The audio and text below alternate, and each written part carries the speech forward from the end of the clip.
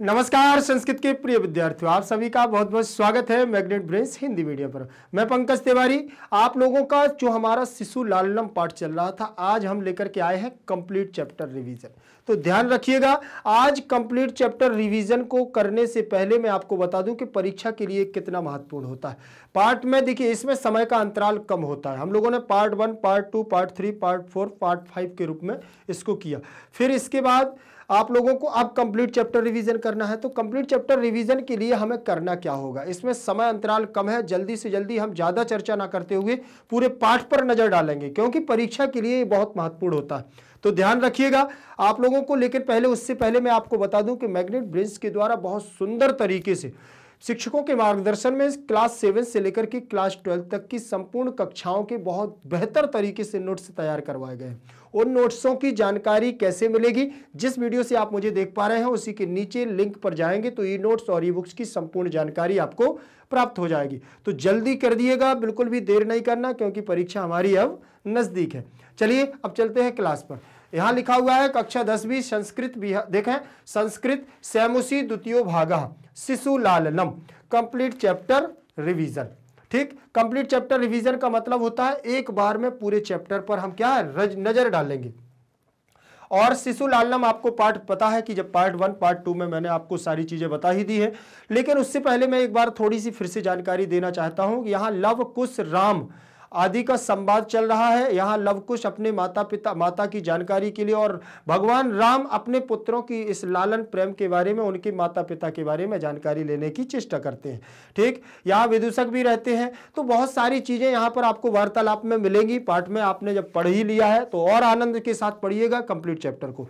चलिए सबसे पहले पाठ के परिचय पर नजर डालते हैं। पाठ का परिचय जैसे अभी तक हम लोग पाठों में करते आए हैं उसी प्रकार से अब पाठ का परिचय हम देखेंगे। देखिए यहाँ पर पाठ के परिचय में लिखा हुआ है, प्रस्तुत पाठ संस्कृत वाङ्मय के प्रसिद्ध नाटक कुंदमाला के पंचमांक से संपादित किया गया है। देख रहे हैं ना, यहां पर लिखा कि ये प्रसिद्ध जो नाटक है, ये नाटक का स्वरूप है हमारा शिशु लालनम, एक नाटक की भांति है, क्योंकि इसमें संवाद चल रहा है पात्र बाई पात्र। ठीक है, तो यहां प्रस्तुत नाटक संस्कृत वाङ्मय के प्रसिद्ध नाटक कुंदमाला के पंचमांक मतलब पंचम अंक से संपादित किया गया है। इसके रचयिता प्रसिद्ध नाटककार दिग्नांग है। इसके रचयिता कौन है? प्रसिद्ध नाटककार है एक दिग्नांग। दिग्नांग में हमारी कौन सी संधि है?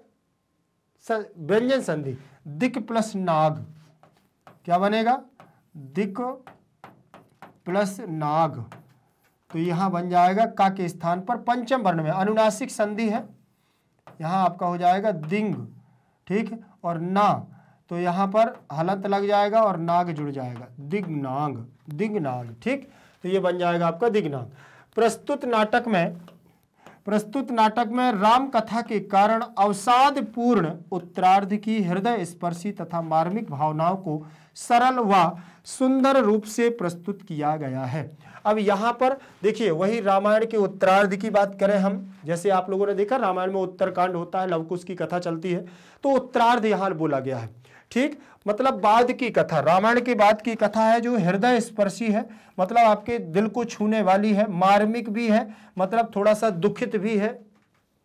ठीक, और भावनाओं को सरल और सुंदर तरीके से, भावना आप उनकी भावनाएं क्या है और राम की भावनाएं क्या है, तो उन भावनाओं को क्यों सुंदर रूप से प्रस्तुत किया गया है। यहां पर बहुत सुंदर ढंग से प्रस्तुत किया गया है। यहां आगे देखेंगे, सिंहासन पर स्थित राम लव कुश को देख करके उन्हें राज सिंहासन पर बैठाना चाहते हैं। सिंहासन पर स्थित राम, सिंहासन पर कौन बैठे हुए हैं? राम बैठे हुए हैं, और लवकुश को देख करके उन्हें राज सिंहासन पर बैठाना चाहते हैं। वो चाहते हैं कि ये भी मेरे साथ में यहाँ सिंहासन पर आ जाएं। एक पुत्र, देखिए एक पिता अपने पुत्रों को कभी ये नहीं चाहेगा कि वो पुत्र नीचे रहे। हमेशा एक पिता ये चाहता है कि मेरा पद है उससे कहीं ऊंचा मेरे पुत्र का पद हो। ठीक है ना, तो उसका कब परिणाम मिलता है? जब पुत्र मेहनत करता है, और निश्चित है कि उसका परिणाम मिलता ही है।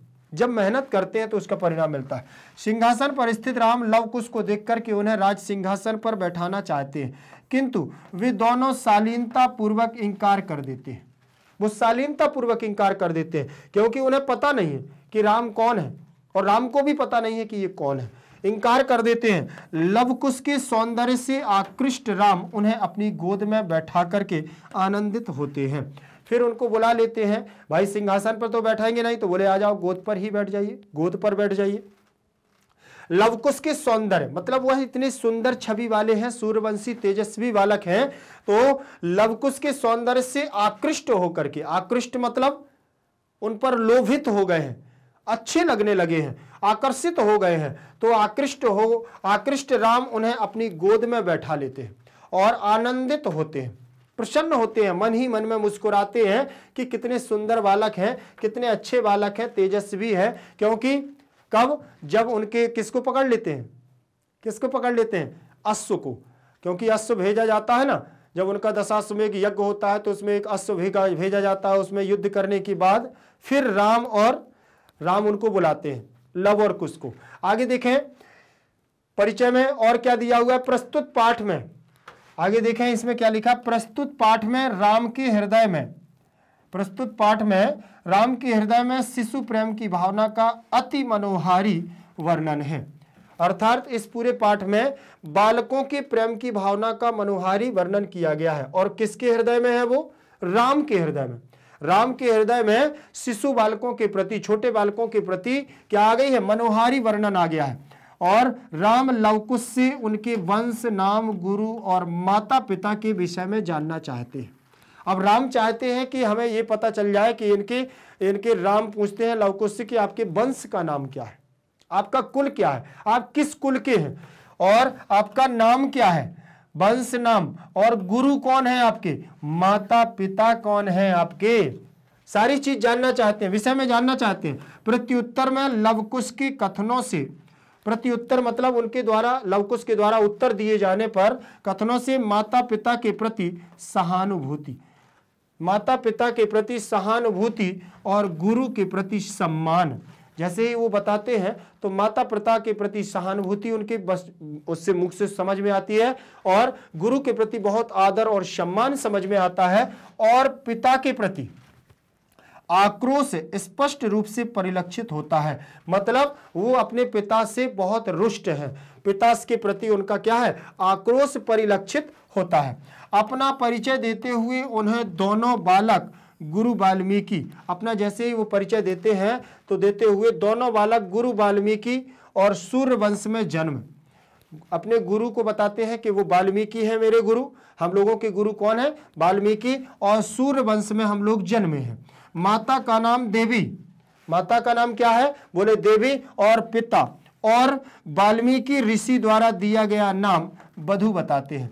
वैसे तो कहते हैं कि मेरी माता का नाम देवी है, और वाल्मीकि जी के द्वारा उनको बधु के रूप में कहा जाता है। वाल्मीकि ऋषि उन्हें क्या है, प्यार से, दुलार से, अपनी पुत्री के समान उनको बधु मानते हैं। ठीक, तो वाल्मीकि जी उसको बधु मानते हैं। बधु मतलब जानते हैं, एक घर में जो बहू आती है, पुत्र की पत्नी, पुत्र की पत्नी, पुत्र की पत्नी को क्या कहा जाता है, बधू, बधू। ठीक, इसे कहीं कहीं पर बोलते हैं बहू, बहू, कहीं कहीं पर बोलते हैं बहुरिया, बहुरिया, ठीक है ना, बहुरिया।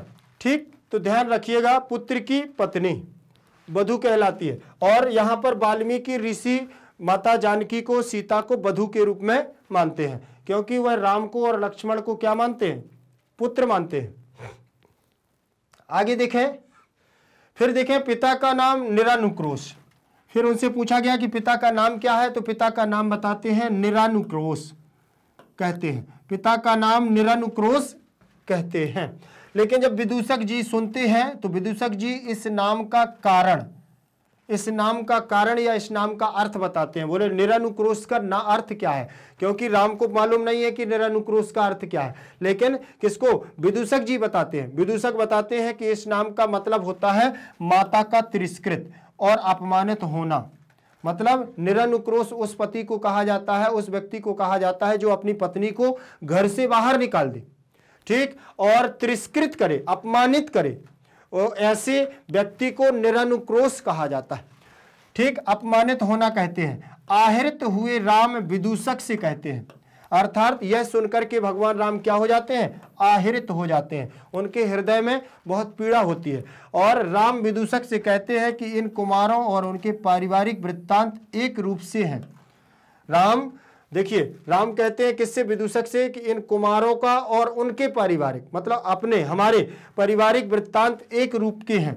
तभी लवकुश गुरु के आदेश से वाल्मीकि द्वारा रचित रामायण का सुंदर गान करते हैं। फिर इसके बाद लव और कुश रामायण का सुंदर गान करते हैं। आप लोगों ने सुना होगा वो वाला कि हम कथा सुनाते राम सकल गुण धाम की, ये रामायण है पुण्य कथा श्री राम की। सुना है ना, ये वही गाना है, ठीक, उसी समय। लेकिन उससे पहले अब वो गान के माध्यम से पूरी रामायण सुनाते हैं, वाल्मीकि द्वारा रचित रामायण का सुंदर गान करते हैं। आगे चलो, यहां पर अब ये अभी पाठ का हम लोगों ने क्या पढ़ लिया है, परिचय। पूरे पाठ में क्या क्या होने वाला है एक बार में उन्होंने परिचय में समझा दिया। लेकिन अब यहां देखेंगे पाठ का सार। पाठ का सार क्या है, पूरे पाठ का वृत्तांत क्या है, देखें। प्रस्तुत पाठा, ये संस्कृत में रहेगा। प्रस्तुत पाठा कुंदमाला इति नाम्ने दिग्नांग विरचितस्य संस्कृतस्य प्रसिद्ध नाट्य ग्रंथस्य पंचमंकात् संपादनं कृत्वा संकलितोऽस्ति। अत्र नाटकांशे रामः स्वपुत्रौ लवकुशौ सिंहासनम् आरोहयितुम् इच्छति, किन्तु उभावपि स विनयं तं निवारयतः। सिंहासनम् आरूढ़ः रामः उभयोः रूपम् आलावण्यं दृष्ट्वा मुग्धः शन स्वक्रोधे गृह्णाति। पाठे अस्मिन् शिशुवात्सल्य मनोहारी वर्णनम विद्यते। पहले संस्कृत में आप पूरे एक बार पढ़ लीजिएगा। पढ़ने के बाद आपको जल्दी जल्दी से इसका रिवीजन कर लेना है, ठीक।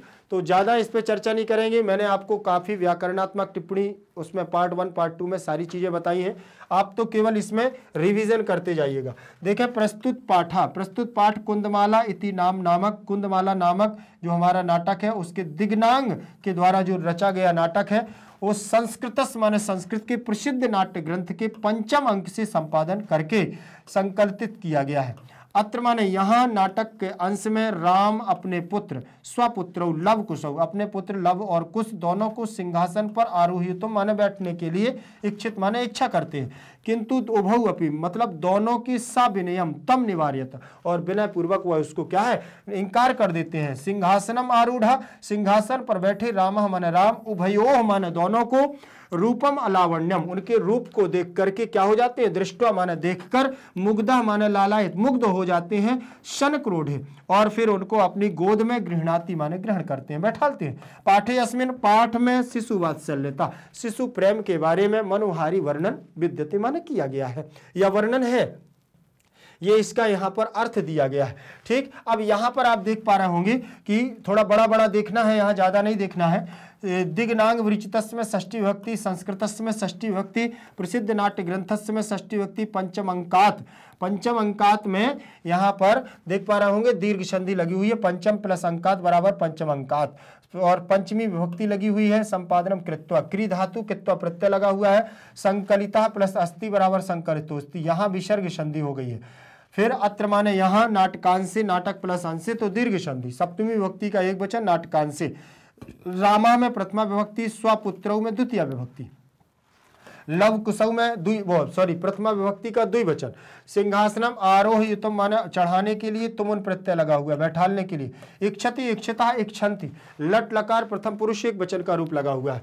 किंतु उभावपि, यहाँ अयादि संधि हो गई, उभौ प्लस अपि बराबर उभावपि, औ को आव आदेश हो जाता है और उभावपि, तम निवार्यता माने उनको इंकार कर देते हैं। सिंहासनम आरूढ़, सिंहासन आरूढ़, और सिंहासन पर बैठे रामा प्रथमा विभक्ति का और द्वितीय षष्ठी विभक्ति का, ठीक है ना, दोनों को, ठीक। तो षष्ठी विभक्ति का द्विवचन, रूपम रूपलावण्यम रूप को देख करके, दृष्टवा दृश्य धातु कित्वा प्रत्यय दृष्टवा, स्वक्रोधे अपनी गोद, क्रोधे मतलब गोद में, गृहणाति गृहणतः गृहणान्ति, तो यहाँ पर लट लकार प्रथम पुरुष एक वचन। पाठे अस्मिन, यहाँ पर आपकी पूर्व रूप संधि लगी हुई है। शिशु वात्सल्यस्य में षष्ठी व्यक्ति का एक वचन, मनोहारी वर्णम विद्यते विद्यते विद्यन्ते, तो ये हमारा कर्मवाचक की क्रिया लगी हुई है, ठीक। यहाँ पर आप लोगों ने देखा ये संस्कृत में लिखा हुआ है, आप इसका अर्थ देख लें, प्रस्तुत पाठ संस्कृत वाङ्मय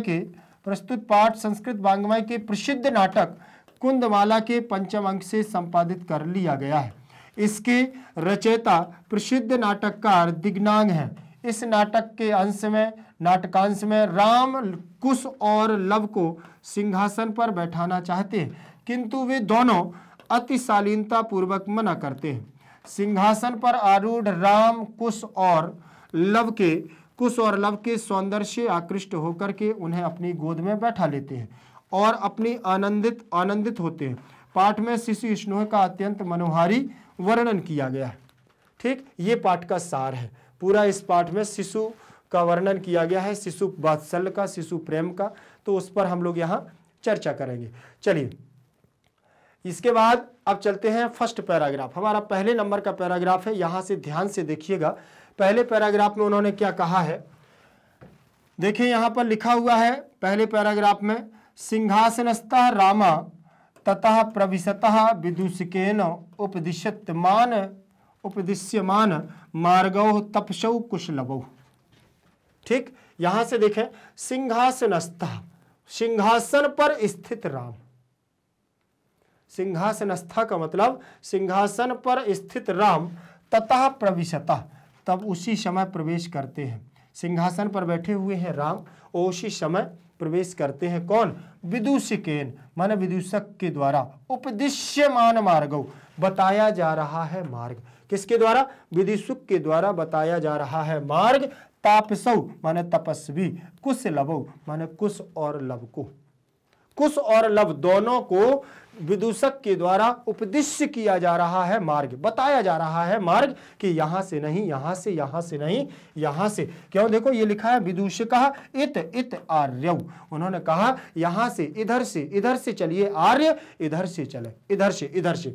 तो जैसे बताते हैं ना, कहीं किसी को अगर रोड मालूम ना हो, कोई रास्ता मालूम ना हो, तो बताते हैं, वो पूछते हैं अपन से, तो कहते हैं इधर से चलिए, इधर से चलिए, अब मैं चल रहा हूं आगे आगे, आप मेरे पीछे आ जाइए, इधर से चलिए, इधर से, तो ऐसे बोल देते हैं। तो वही यहां पर विदूषक दोनों लव और कुश को ये बता रहे हैं मार्ग, उपदिश्य कर रहे हैं, उपदेश करके बताते हुए जा रहे हैं कि ये मार्ग है, यहां से आपको चलना है। आप यहां पर देखेंगे सिंहासनस्थ, सिंहासन पर आसनस्थ, आसन प्लस सिंह, तो यहां पर दीर्घ संधि हो गई है। और नासनस्था, सिंहासनस्था, प्रथमा का एक वचन, रामा में प्रथमा का एक वचन, प्रविशता में प्रथमा का एक वचन, विदूषकेन में तृतीय विभक्ति का एक वचन, उपदिश्य मानो तो गुण संधि, यहां पर गुण संधि हो जाएगी।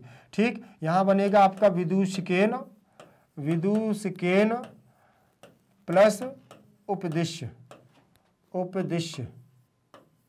ठीक, तो यहां पर आ और उ मिलकर के क्या बन जाएगा? ओ बन जाएगा। तो विदूषकेन उपदिश्यस मान मार्गौ, देखो उपदिश्य मान मार्गौ माने मार्ग को।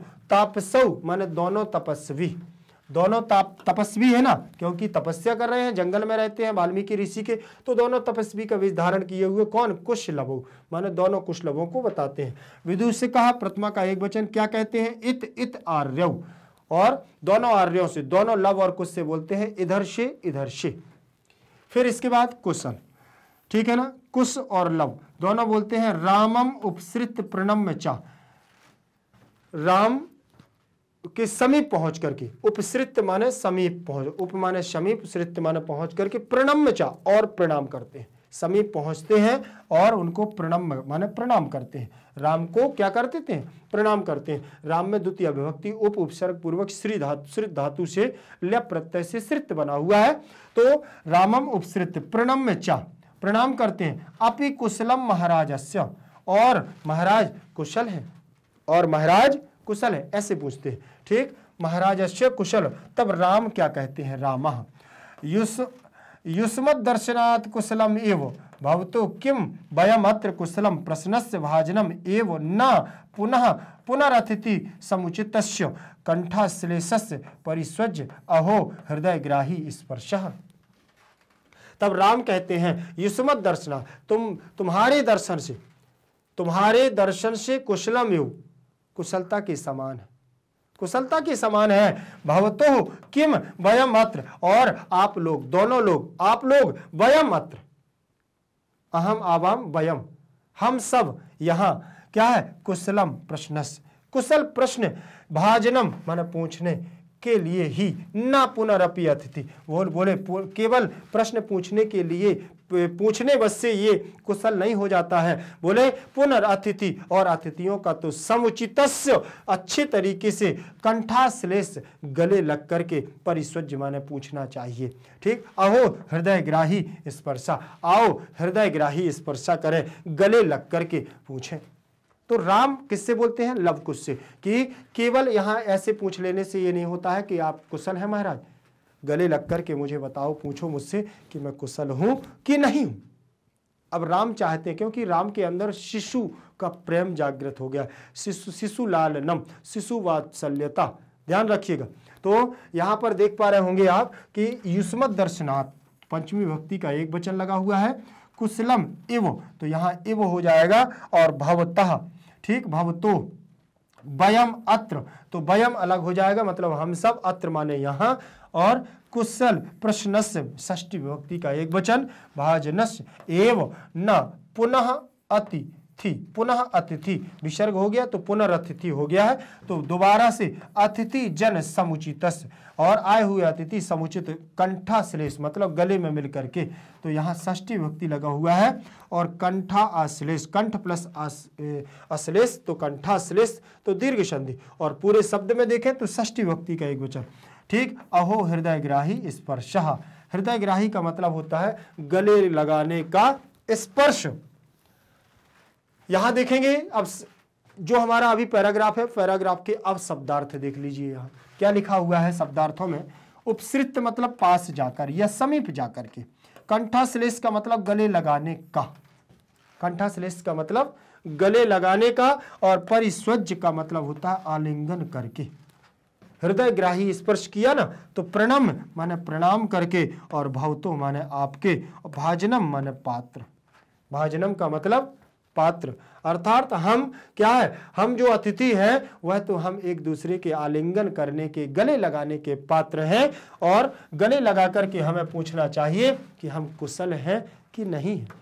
अनुवाद देखें जरा इसका हिंदी में, सिंहासन स्थित, सिंहासन पर स्थित है राम, फिर विदूषक के द्वारा दिखाए गए मार्ग वाले तापसी कुश और लव प्रवेश करते हैं, दोनों प्रवेश करते हैं, और विदूषक कहता है इधर से आर्य, इधर से आर्य, कुश और लव, तब कुश और लव क्या कहते हैं, ध्यान से देखें, राम के पास जाकर, राम के पास जाकर और प्रणाम करके, क्या महाराज की कुशलता है, क्या महाराज की कुशलता है, महाराज से पूछते हैं क्या महाराज की कुशलता, राम के पास जाकर के उनको प्रणाम करते हैं और पूछते हैं क्या महाराज की कुशलता है। राम कहते हैं तुम्हारे दर्शन से कुशल के समान है, तुम्हारे दर्शन हो गए हैं तो अब मुझे लगता है कि मैं कुशल के समान है, क्या हम यहां आपके कुशलता पूछने के पात्र हैं कि नहीं।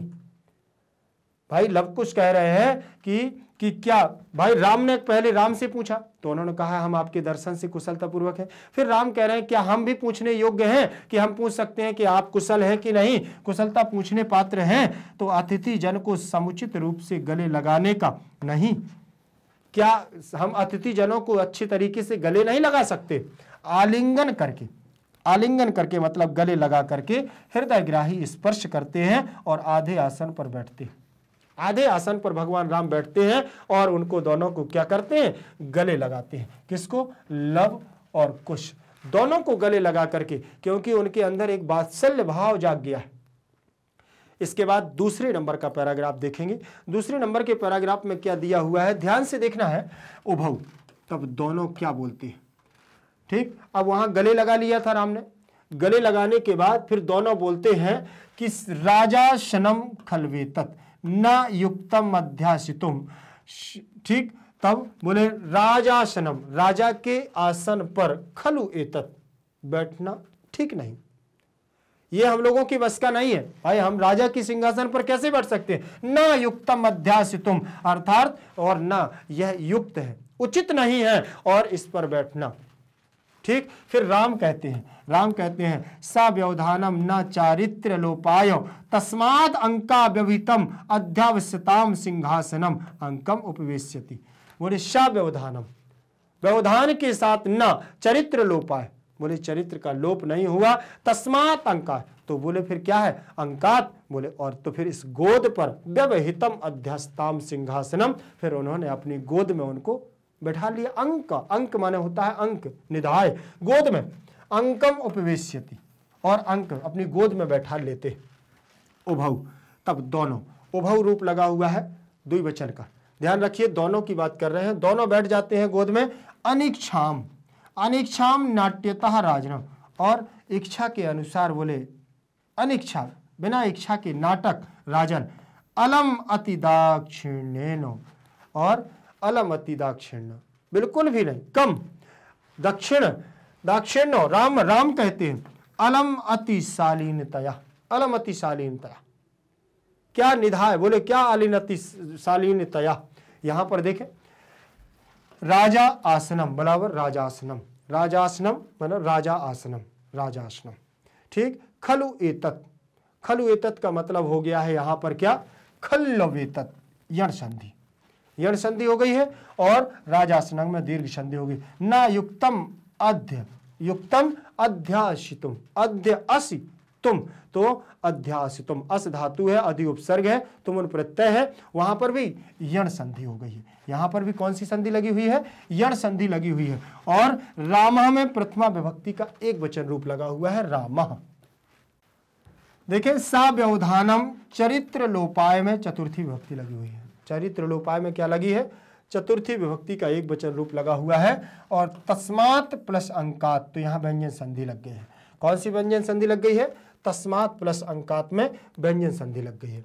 फिर व्यवहित अधि अस्यताम, यहां पर भी यण संधि लग गई है, ठीक। सिंहासनम अंकम उपवेश्यति, अंकम अलग हो जाएगा, उपवेश्यति माने अंकम माने गोद में, उपवेश्यति माने बैठालते हैं। उभौ द्विवचन, अनिच्छा, अनिच्छा बराबर अनिच्छाम द्वितीय विभक्ति, ठीक। राजनम संबोधन लगा हुआ है, ठीक। और यहां पर अतिशालीनतया में तृतीय विभक्ति का एक वचन रूप लगा हुआ है। शब्दार्थ देखेंगे, यहां पर शब्दार्थ में उन्होंने क्या कहा है, उभौ माने दोनों, उभौ का मतलब दोनों। राजासनम माने राजा का सिंहासन, राजासनम का मतलब राजा का सिंहासन। और खलुएतत्, खलुएतत् का मतलब होता है निश्चय ही यह, खलुएतत् का मतलब निश्चय ही यह। युक्तम माने योग्य, अध्यासितुम माने बैठने के लिए, अध्यासितुम बैठने के लिए। सा व्यवधानम, सा व्यवधानम रुकावट सहितम, बोले रुकावट सहितम। अध्यास्यताम बैठिए, अध्यास्ताम मतलब बैठिए, यहां द्वितीय विभक्ति लगी हुई है, अध्यास्ताम, यण संधि भी है, अधि प्लस आस धन, देखें जरा, अधि प्लस अस्यताम, अस्यताम ऐसे बनेगा। यहां ई के स्थान पर क्या हो जाएगा, यण हो जाएगा, यह आ जाएगा, आ मिल जाएगा, यहां बन जाएगा आस्यताम, ठीक। यहां पर जुड़ जाएगा स्यायताम, यहां पर अध्यास्यताम बन जाएगा ना, इस प्रकार से यहां यण संधि हो जाएगी।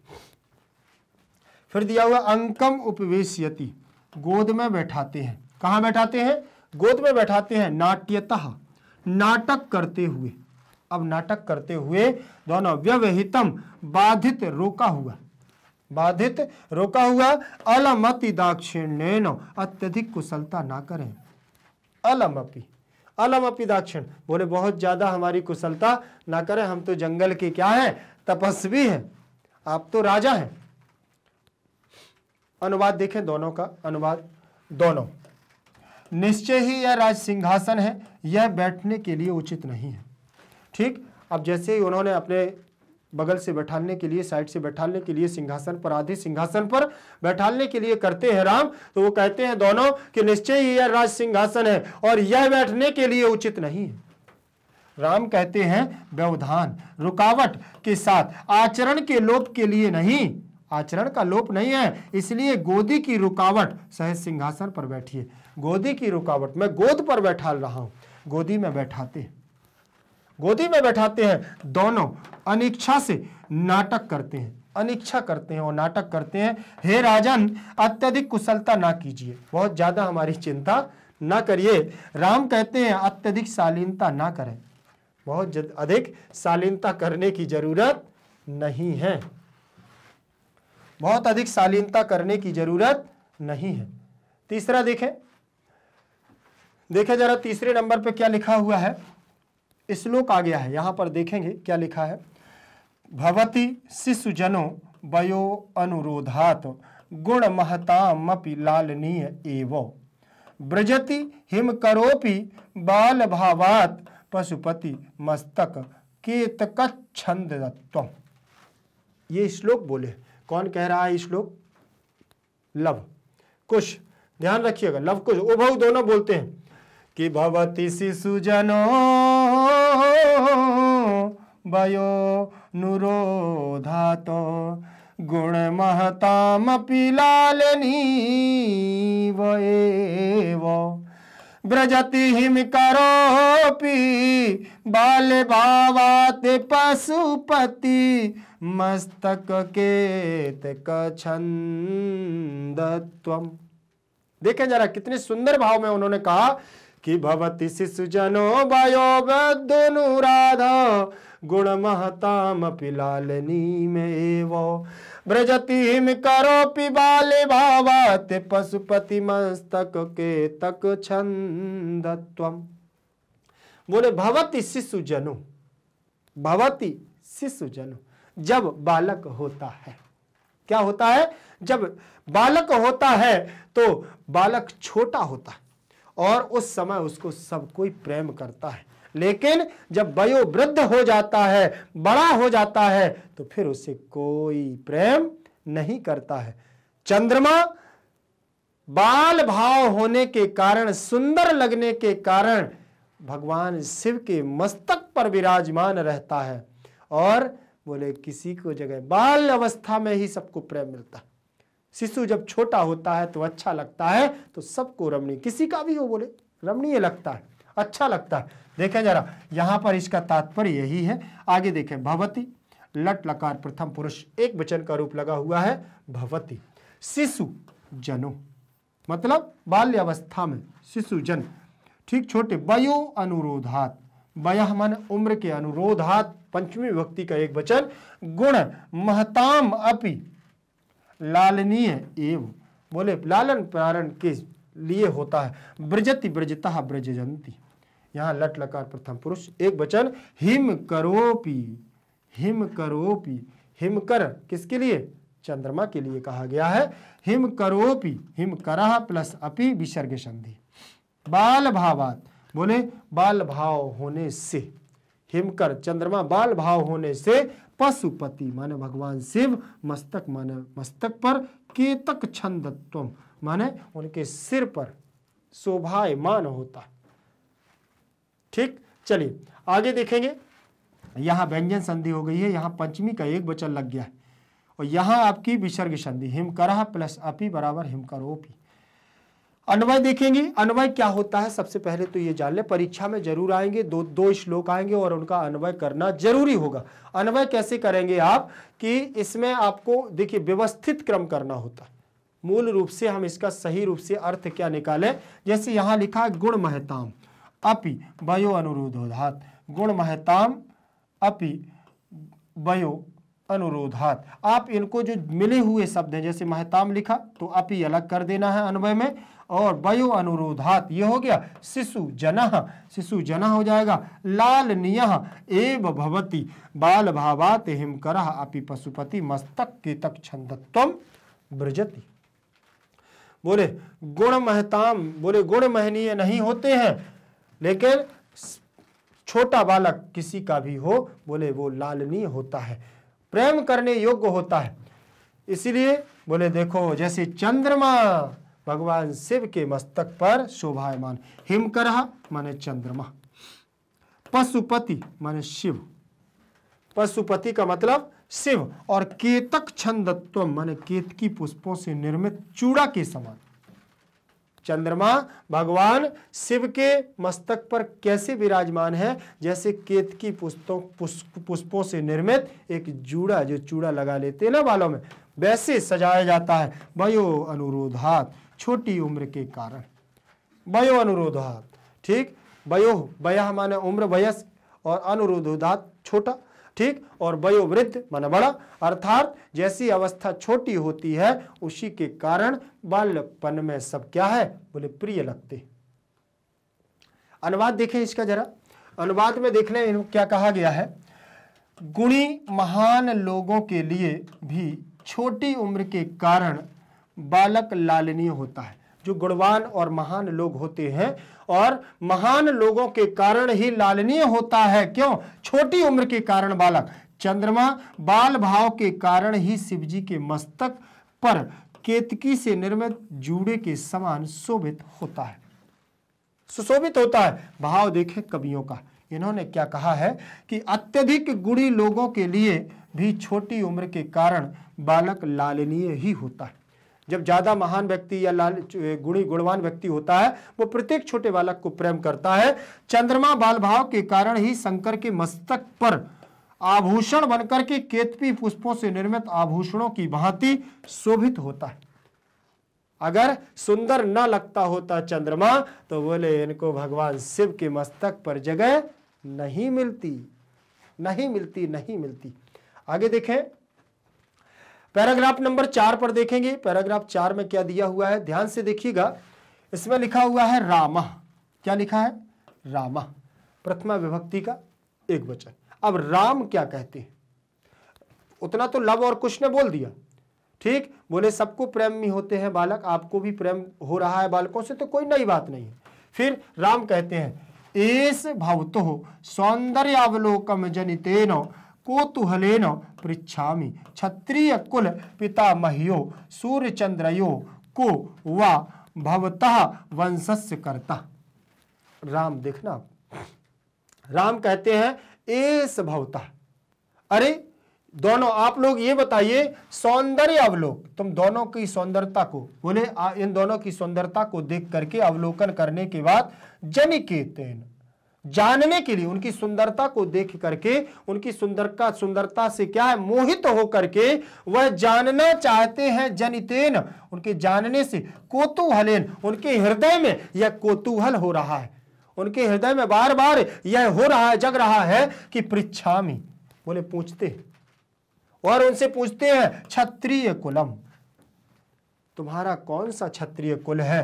पितामहियो, तुम्हारे दादा कौन है? पितामह कौन है? तुम्हारे पितामह कौन है? सूर्य चंद्रयो को, वा सूर्य कुल से हो या चंद्र कुल से हो, कौन से कुल से हो?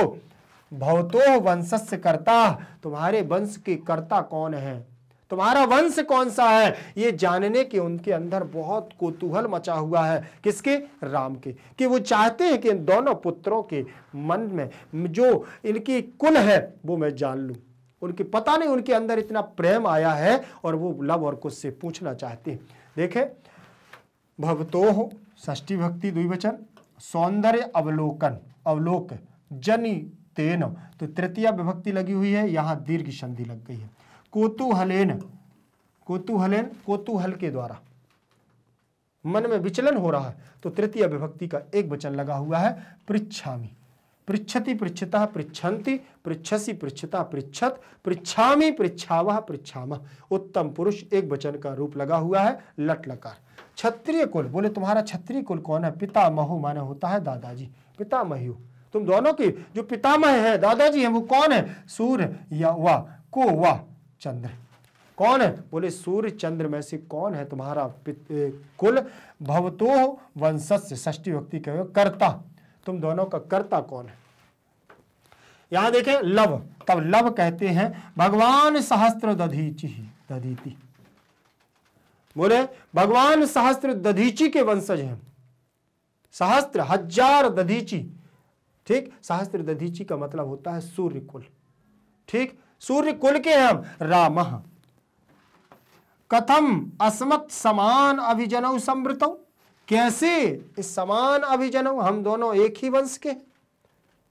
फिर क्या कहते हैं? विदूषिका, विदूषक कहता है किम द्वयोः अपि अपि एकम प्रतिवचनम, क्या दोनों का एक ही वचन है, दोनों एक ही वचन बोलते हैं लव।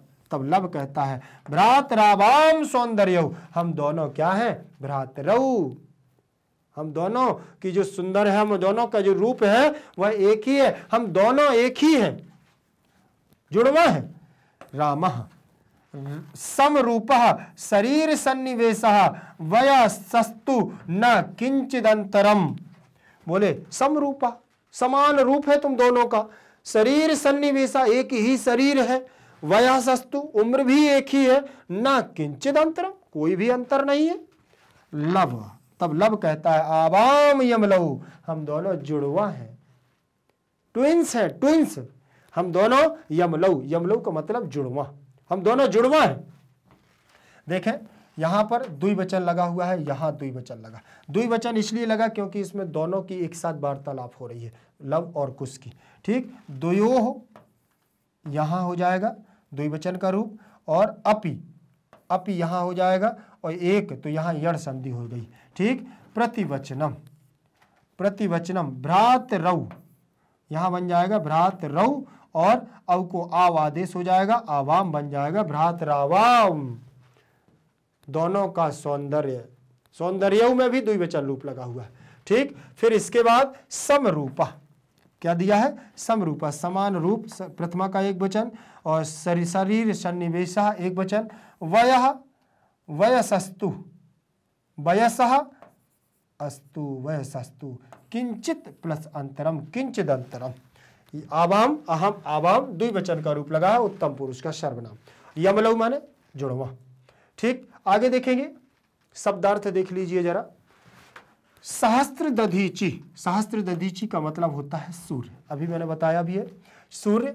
समानाभिजनौ, समान कुल में पैदा होने वाले, समानाभिजनौ, बोले हम क्या हैं दोनों समान एक कुल में पैदा होने वाले हैं। संभृतौ हो गए, द्वयोरो अपि एकमेव, दोनों का भी एक ही, दोनों का एक ही कुल। प्रतिवचनम उत्तर, भ्रातरावाम, हम दोनों भाई हैं, हम दोनों क्या हैं बोले भाई हैं, दोनों भाई भाई हैं। सौंदर्यौ बोले सहोदर सगे भाई, सोदर्यौ, हम दोनों क्या हैं एक ही उदर से जन्म लेने वाले हैं, सहोदर, सह उदर अर्थात जो एक ट्विंस होते हैं, जुड़वा होते हैं, सगे भाई होते हैं, वो क्या है जो जुड़वा सहोदर होते हैं वो एक ही समय पर जन्म लेने वाले होते हैं। आगे पीछे 1-2 मिनट 4 मिनट का होता है। शरीर सन्निवेशा, शरीर की बनावट बोले एक ही। वयसस्तु, आयु का तो कोई फर्क नहीं होना। यमलव बोले जुड़वा, हम दोनों जुड़वा हैं। कौन ऐसा बोल रहे हैं? लव और कुश बता रहे हैं कि हम दोनों कौन हैं बोले जुड़वा हैं। आगे देखेंगे, अनुवाद देख लें, अनुवाद में क्या दिया हुआ है। वहां लिखा हुआ है रामः, आपके सौंदर्य को देखने से उत्पन्न कौतूहल से यह पूछता हूं। आपके सौंदर्य को देखने से उत्पन्न, आपकी राम जैसे ही बैठा ले थे गोद में, और गोद में बैठाने के बाद वो कह रहे हैं कि आपके सौंदर्य को देखने से उत्पन्न कौतूहल, हमारे अंदर एक कुतूहल मच रहा है, से यह पूछता हूं क्षत्रिय कुल के पितामह सूर्य अथवा आप क्षत्रिय कुल के पितामह सूर्य अथवा चंद्र में से आपके वंश का कर्ता कौन है? आप किस वंश के कर्ता हैं? आप किस वंश में जन्मे हो? तब लव कहते हैं भगवन सूर्य, सहस्त्र दधीची मतलब सूर्य। राम कहते हैं कैसे हमारे समान कुल में उत्पन्न हुए हो, कैसे हमारे समान कुल में तुम उत्पन्न हुए हो। विदूषक कहता है क्या आप दोनों का उत्तर भी एक ही है? क्या आप दोनों का उत्तर भी एक ही है? लव कहता है हम दोनों सगे भाई हैं, हम दोनों सगे भाई हैं। राम कहते हैं समान रूप, शरीर की बनावट भी समान है, आयु का तो कुछ अंतर ही नहीं, आयु का कोई अंतर नहीं है। तब लव कहता है कि हम दोनों जुड़वा हैं, हम दोनों जुड़वा भाई हैं, इसमें कोई अंतर नहीं है। और हमारे कर्ता, हमारे इस वंश के कर्ता कौन है बोले सूर्य। पैराग्राफ नंबर 5 पर चलते हैं, ध्यान से देखेंगे। रामः, तब राम कहते हैं संप्रति युज्यते, बोले ठीक है। किम नाम धेया, क्या नाम है तुम्हारा? ठीक। तब राम, यहाँ पर रामः में प्रथमा विभक्ति का एक वचन रूप लगा हुआ है और पूछते हैं कि संप्रति युज्यते, तो बस अब ठीक है। अब क्या है, जब उन्होंने बताया कि हम दोनों क्या हैं, जुड़वा हैं, ठीक है ना, यमलऊ, यमलऊ शब्द आया था ना जुड़वा के लिए, तो बोले हम दोनों क्या हैं, जुड़वा हैं। तो राम कहते हैं संप्रति युज्यते। अब ठीक है, किम नाम धेयम, तुम्हारा नाम क्या है, तुम लोगों का नाम क्या है, लव, लवा। तब लव कहते हैं कि आर्यस्य वंदनायाम लव इत्यात्मनम श्रावयामि कुशम निर्दिश्य आर्योपि गुरुचरण वंदनायाम। देखिए, आर्यस्य वंदनायाम, आर्य को वंदना में, आर्य की वंदना में, आर्य की वंदना में अपने आप को प्रणाम करते हैं, आर्य की वंदना में लव इति आत्मनम, मुझे लव, लव कहते हैं, श्रावयामी बताते हैं, सुनाते हैं, कुशम निर्दिश, और कुश की ओर निर्दिश करते हैं, आर्योपि, अरे आर्य तुम भी क्या करो, गुरु चरणा वंदनायाम, गुरु की चरण वंदना करते हुए, कुशा, तब कुश कहता है, अहम अपि, मैं भी, कुश इति आत्मनम श्रावयामी, और अपना नाम कुश बताता है। रामः, तब राम कहते हैं, अहो उदात्तरम्यः समुदुचाराः किम नाम धेयोपि भरतोः गुरु, भवतोः गुरु। अहो, बोले अरे, उदात्त रमणीय समुदुचारा, तुम्हारे तो बहुत ही रमणीय और सुंदर आचार्य हैं, विचार हैं, किम, क्या नाम है, भवतोः गुरु, तुम्हारे गुरु का। लव, तब लव कहते हैं, ननु भगवान वाल्मीकि, निश्चय ही भगवान कौन है, वाल्मीकि है। रामः, तब राम कहते हैं, कैन संबद्धेन, कैन संबंध, क्या संबंध है तुम्हारा। लव कहते हैं, उपनयन उपदेशन, उपनयन संस्कार का हमारा संबंध है, उपनयन संस्कार अर्थात गुरु शिष्य का संस्कार, अर्थात गुरु और शिष्य हमारा दीक्षित, उन्होंने हमारा उपनयन संस्कार शिक्षा दी है मुझे। फिर देखें यहां पर युज धातु से युज्यते, युज्येते, युज्यन्ते बनता है, ठीक। तो ये हमारा कर्मवाची की क्रिया हो गई। नामधेयम, नाम, फिर लवः प्रथमा का एक वचन, आर्यस्य में षष्ठी विभक्ति का एक वचन रूप लगा है। वंदनायाम सप्तमी विभक्ति का एक वचन, वंदना के रूप चलेंगे रमा के समान। कैसे चलेंगे, रमा के समान, वंदना के रूप कैसे चलेंगे, रमा के समान चलेंगे। ध्यान से देखिएगा, जैसे सप्तमी में बनेगा हमारा रमा, रमाम, रमया, रमायै, रमायाः, रमायाः, रमायाम, वैसे ही बनेगा वंदना, वंदनाम, वंदनया, वंदनायै, वंदनायै, वंदनायाः, वंदनायाः,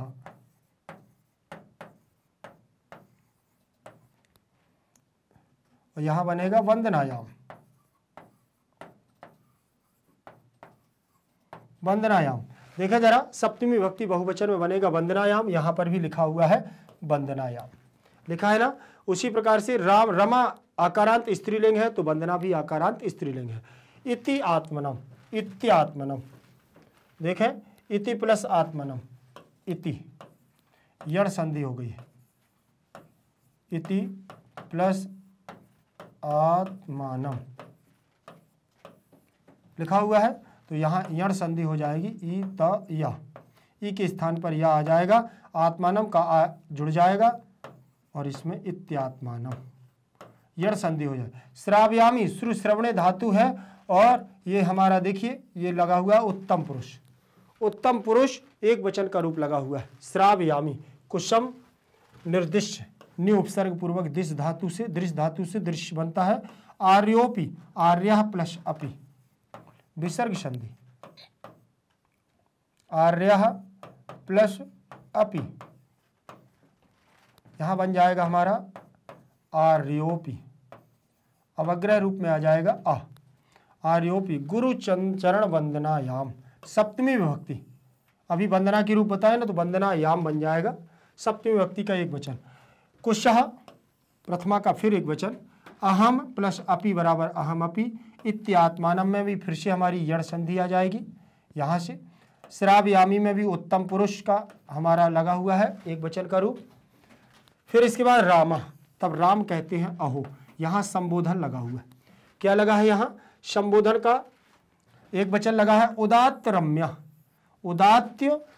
उदात्त रम्य अर्थात बहुत ही रमणीय है। सम उदाचारा, समुद सम उत प्लस आचारा बराबर समुदाचारा, तुम्हारे आचार विचार। किम माने क्या, नाम धेया क्या नाम है तुम्हारे, भवतोह गुरु, यहाँ विसर्ग संधि विसर्ग के स्थान पर रा हो गया है, भवतोह गुरु। लवह ननु भगवान वाल्मीकि में प्रथमा का एक वचन, और रामा में प्रथमा का एक वचन, केन में तृतीय विभक्ति, संबद्धेन में तृतीय विभक्ति का एक वचन। लवाह में प्रथमा विभक्ति, उपनयन उपदेशेन, उपनयन अलग हो जाएगा, उपदेशन अलग हो जाएगा, तो गुण संधि हो गई है यहाँ।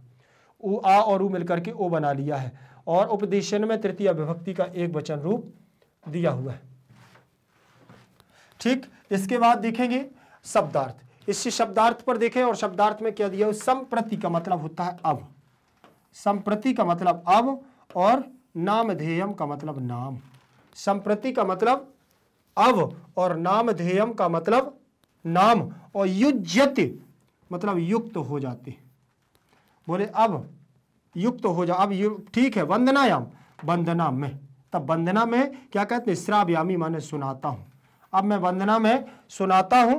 उदात्तश्च रम्य, उदात्त रम्य अत्यंत रमणीय, अत्यंत रमणीय, बहुत सुंदर नाम है तुम्हारे, आचार विचार बहुत सुंदर हैं। क्या नाम है तुम्हारे? समुदचारा, बोले शिष्टाचार, आचार विचार। उपनयन उपदेशन, उपनयन की दीक्षा के कारण हमारा संबंध है उनसे, और निर्दिष्ट माने निर्देश करके, निर्देश करके कुश की ओर निर्देश करते हैं। कौन? लव, लव कुश की ओर संकेत करते हुए कहते हैं।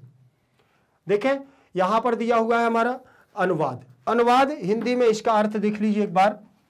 आप देखिए, ज्यादातर कोशिश किया करें कि कहानी जो बोली जा रही है, जो बताई जा रही है, उसको याद किया करें।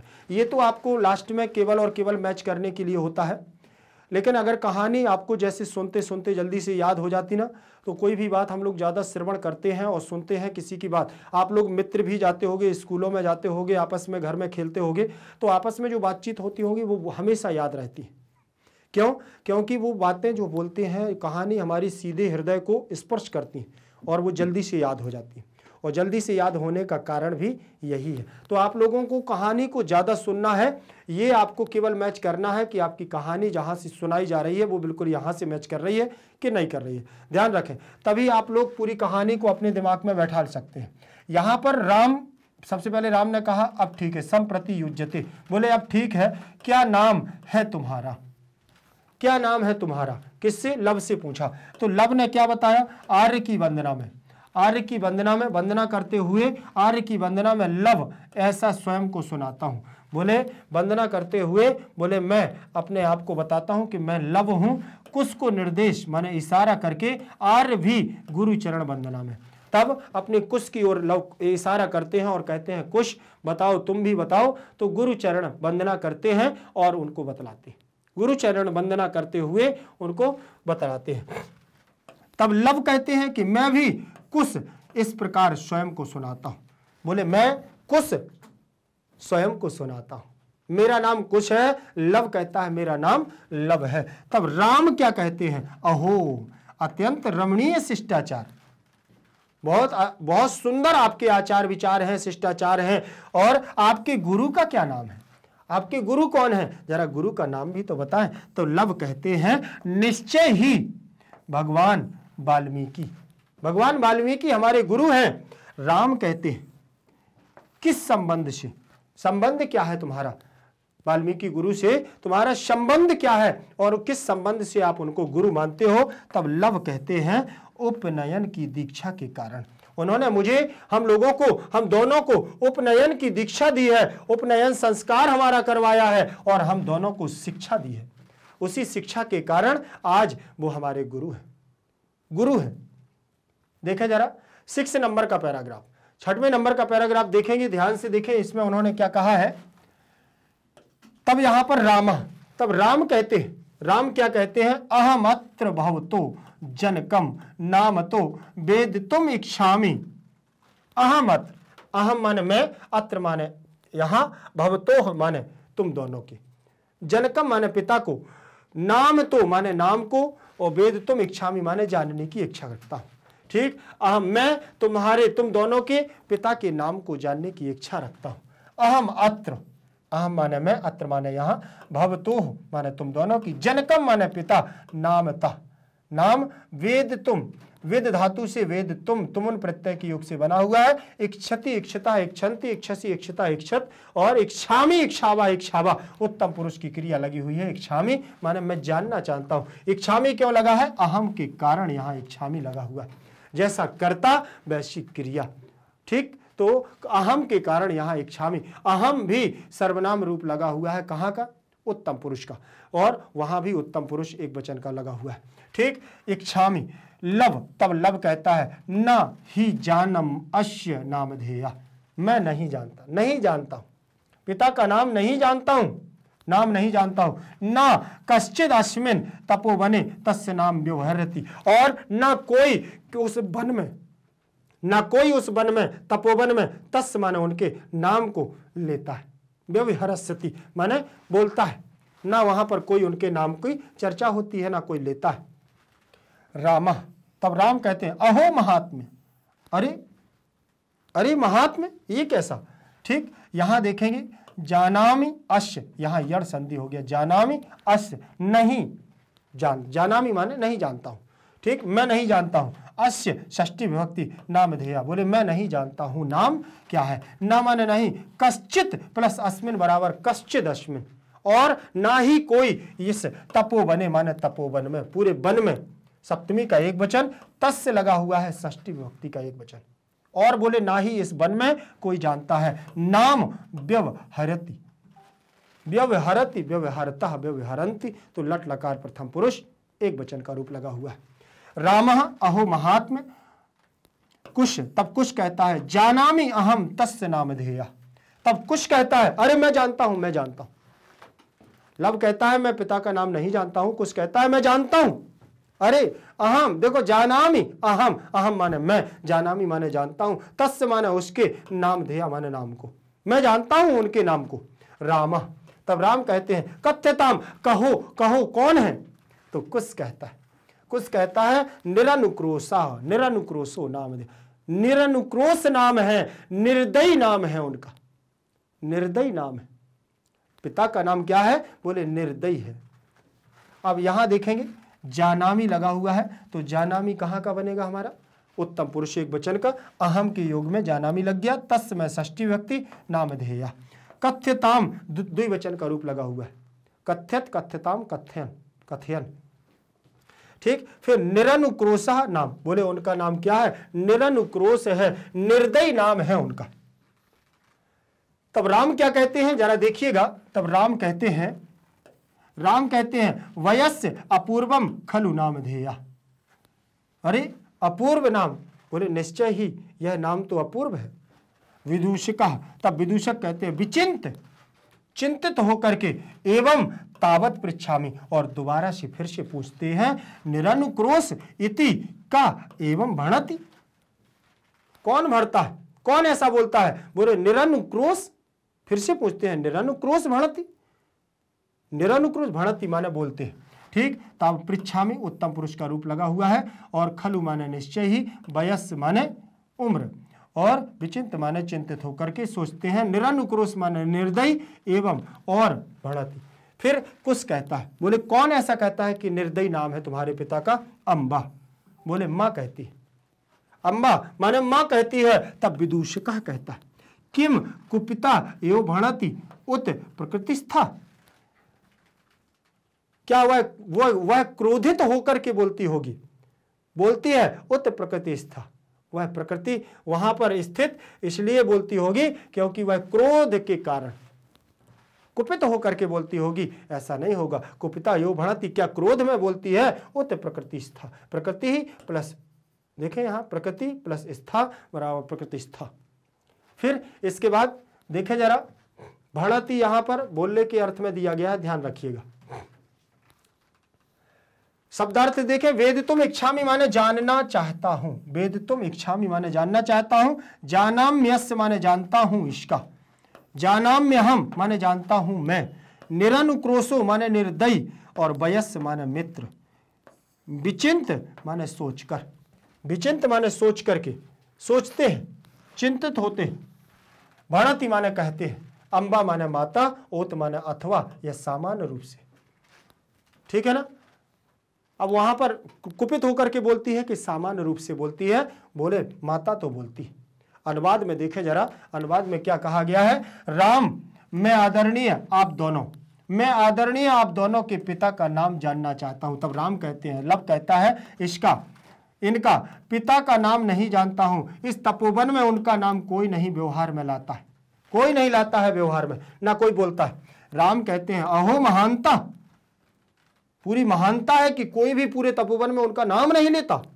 कुछ कहते हैं, मैं उनका नाम जानता हूं, मैं उनका नाम जानता हूं। राम कहते हैं, कहिए क्या नाम है उनका? कुछ कहता है, निर्दयी नाम है उनका, निर्दयी है वो, उनका नाम क्या है? पिता का नाम निर्दयी है, मैं जानता हूं। राम कहते हैं, मित्र निश्चय ही पूर्व अपूर्व अनोखा है, निश्चय ही अपूर्व अनोखा नाम है। विदूषक कहते हैं, सोच करके ऐसा तो पूछता हूं, निर्दयी इस प्रकार कौन कहता है?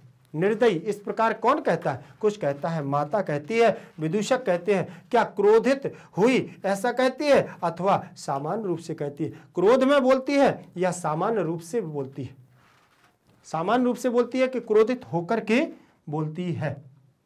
7 नंबर का देखेंगे पैराग्राफ, ध्यान से देखिएगा। कुछ क्या कह रहे हैं? कुछ कह रहे हैं, जैसे ही उन्होंने कहा कि मेरी पिता का नाम निर्दयी है, अब देखना यहां कुछ क्या कहते हैं, यद्यावयो बाल भाव जनित किंचित विनयम पश्यति तदा एवं अधिक्षिपति निरनुक्रोशस्य पुत्रौ मां चापलम इति। ध्यान रखना, जैसे ही वहां पर उन्होंने बताया कि मेरे पिता का नाम निर्दयी है, तो फिर कुछ फिर कहता है, भाई विदूषक के पूछने पर कि क्रोध में कहते हैं कि ऐसी साधारण सामान्य रूप से तुम्हारी मां कहती है कि पिता निर्दयी है, तब कुछ कहते हैं, यद्य अवयोर अवयोः भाव भाव बाल भाव जनित किंचित विनयम पश्यति। यदि हम दोनों, अवयो लिखा है ना, अवयोः, ठीक, तो द्विवचन का रूप लगा हुआ है। अवयोः द्विवचन का मतलब दोनों की बात कर रहे हैं। यदि प्लस अवयोः बराबर यद्यावयोः, ठीक, ऐसे बनेगा, यदि प्लस अवयोः। षष्ठी और सप्तमी विभक्ति में बनता है अवयोः अवयोः, अस्मत् के रूप है, ध्यान रखिएगा। तो यहां पर यड़ संधि हो जाएगी, या आधा दा और या, ये हो गया, और यहां पर देखें अवयोः, फिर बन जाता है यद्यावयोः, यद्यावयोः, ये बन जाएगा आपका रूप, ठीक। तो ध्यान रखिएगा, यहां पर उन्होंने क्या कहा है कि यदि हम दोनों बाल भाव जनित, मतलब हम दोनों लोग शैतानी करते हैं।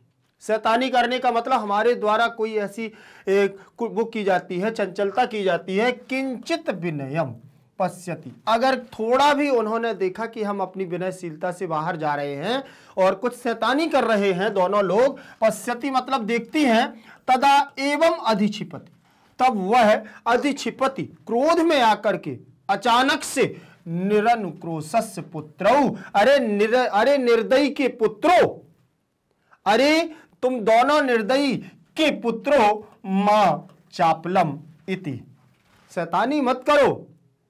शैतानी, चपलता माने क्या होता है? चापलम, चंचलता माने शैतानी करना या किसी उद्दंडता को करना। बच्चे हैं, ठीक, लव और कुश बच्चे हैं, और जब वह किसी चपलता या चंचलता को करते हैं तो क्रोध में आकर के सीता माता कहती हैं कि अरे निर्दयी के पुत्रों, देख रहे हैं ना यहां, निरनुक्रोशस्य पुत्रौ मां चापलम, मां चापलम, अरे निर्दयी के पुत्रों चंचलता मत करो, सावधान रहो।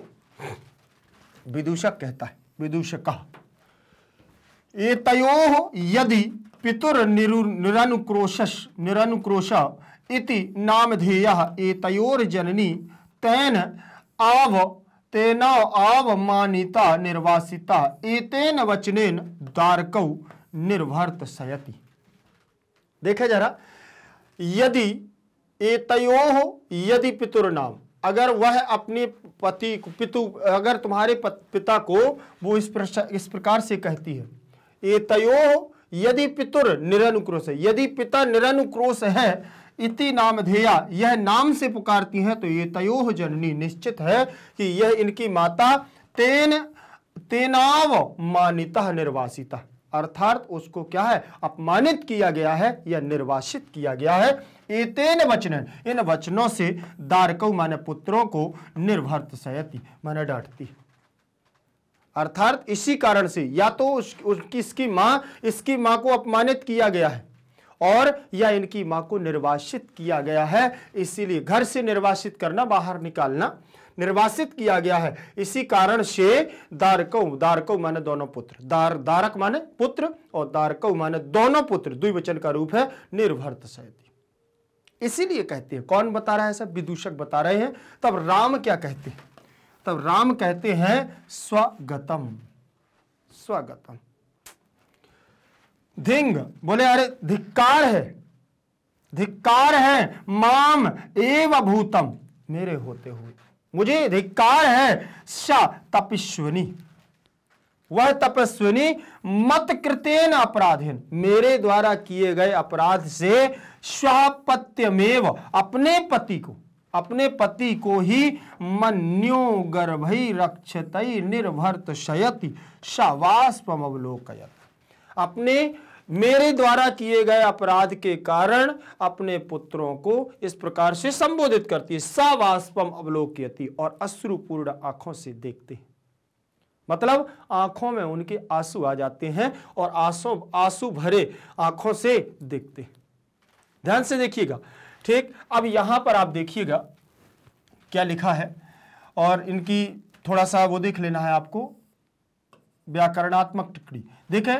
यहां पर आप देखें विसर्ग संधि हो जाएगी, क्यों, यहां पर अवयोह लिखा है, तो षष्ठी और सप्तमी में बनता है अवयोह, देखें अवयोह, अवाभ्याम अवाभ्याम, अवयोह अवयोह, ऐसे बनता है ना, अवयोह, तो ये विसर्ग रहता है, यहाँ विसर्ग के स्थान पर रा हो गया है, तो यहां पर आपका बन जाएगा विसर्ग संधि। बाल भाव जनितम, द्वितीय विभक्ति, किंचित विनयम, द्वितीय विभक्ति, पश्यति पश्यतः पश्यन्ति, लट लकार प्रथम पुरुष एक वचन का रूप है, दृश्य धातु से पश्य बनता है, पहले दृश्य धातु रहेगी और दृश्य से बनेगा पश्य, और पश्य से चलेगा रूप, और रूप चलेगा तो बनेगा लट लकार में, लट लकार प्रथम पुरुष एक वचन में पश्यति, पश्यति पश्यतः पश्यन्ति, पश्यसि पश्यथा पश्यथ, पश्यामि पश्यावः पश्यामः, इस प्रकार से यहां पर रूप बन जाएगा। फिर तदा अव्यय है, एवं अव्यय है, अधिक्षिपति निरनुक्रोशस्य में षष्ठी विभक्ति का एक वचन, पुत्रौ द्विवचन रूप लगा है प्रथमा का। चा वो मां मतलब मत नहीं, चापलम माने चंचलता, इति विदूषकः में प्रथमा विभक्ति का एक वचन रूप लगा है। एतयोः यदि, यहां पर भी आपका विसर्ग संधि है, विसर्ग के स्थान पर रा हो गया है जो रा के ऊपर या के ऊपर है। पितुः, यहां पर भी विसर्ग संधि है, यहां विसर्ग संधि है, रा हो गया है, नी के ऊपर रा है ना, तो पितुः निरनुक्रोश, निरनुक्रोश इति नामधेय। एतयोः जननी, यहां पर भी विसर्ग संधि है, ध्यान दें, यहां पर भी आपकी विसर्ग संधि है।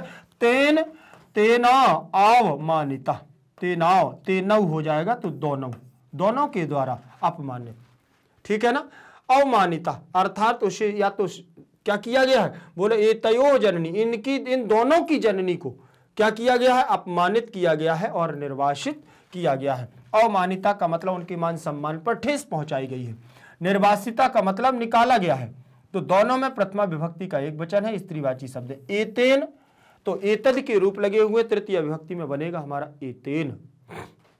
वचनेन, वचनेन में भी तृतीय विभक्ति है, जैसे हमारा बनता है फलेन, जैसे हमारा बनता है कमलेन, जैसे हमारा बनता है कमलेन, और जैसे हमारा बनता है रामेण। देखें, एतेन वचनेन।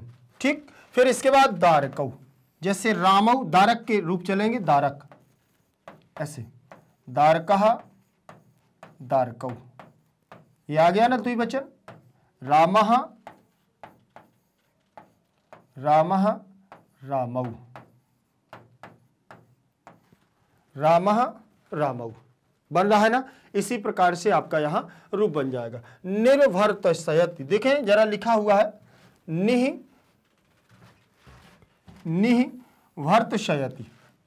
अब नि उपसर्ग है, पहली बात तो नि उपसर्ग है, यहां विसर्ग संधि लग जाएगी, नि उपसर्ग हो जाएगा।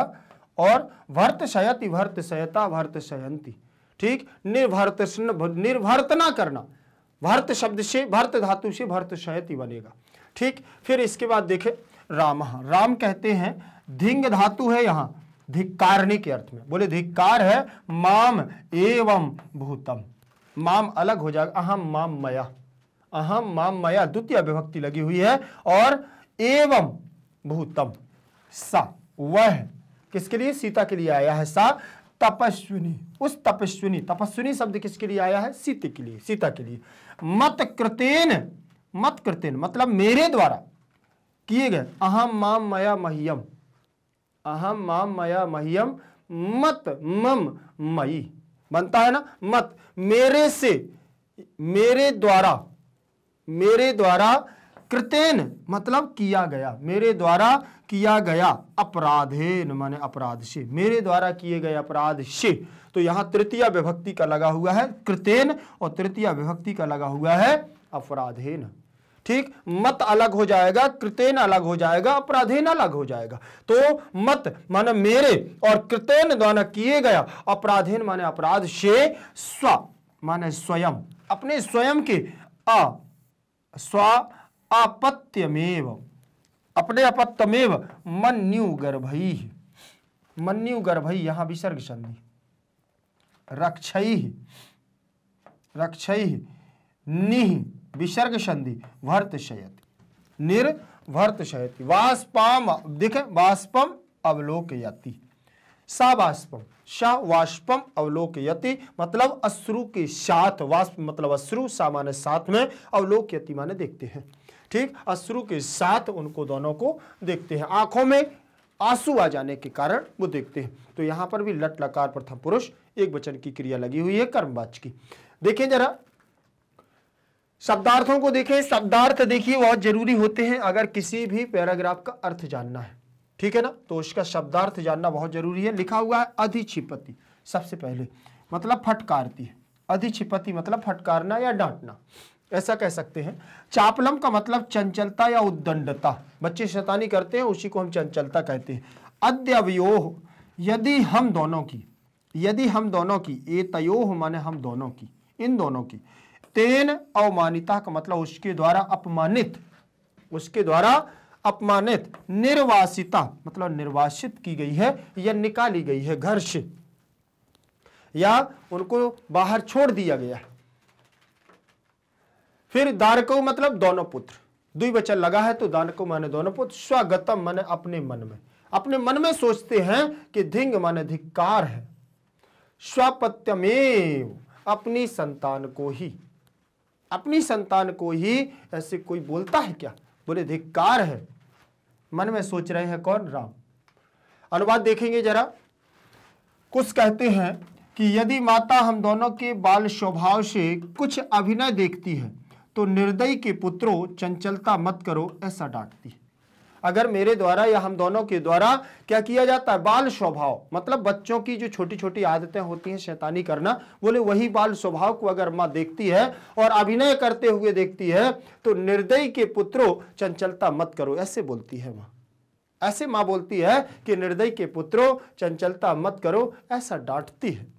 फिर विदूषक, विदूषक कहता है यदि इन दोनों के पिता का नाम निर्दयी है तो इन दोनों की माता उसके द्वारा, पिता के द्वारा, उसके द्वारा मतलब पिता के द्वारा अपमानित होकर के निर्वासित हुई है।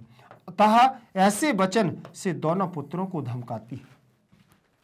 राम कहते हैं अपने आप में मन में सोचते हैं कि इस प्रकार मुझे धिक्कार है। वह तपस्विनी मेरे किए अपराध से अपनी संतान को ऐसे क्रोध से भरे अक्षरों या शब्दों से धमकाती है। अश्रुपूर्ण नेत्रों से देखते हैं, उनके आंखों में आंसू आ जाते हैं और उसको देखते देखते अब देखना क्या है, देखिए कहीं ना कहीं करुण भाव तो है ही, करुण भाव। अब मैं आपको बता दूं कि ये बहुत सुंदर ढंग से भवभूति ने इसके उत्तर रामचरितम में बहुत सुंदर ढंग से इनका वो दिया है।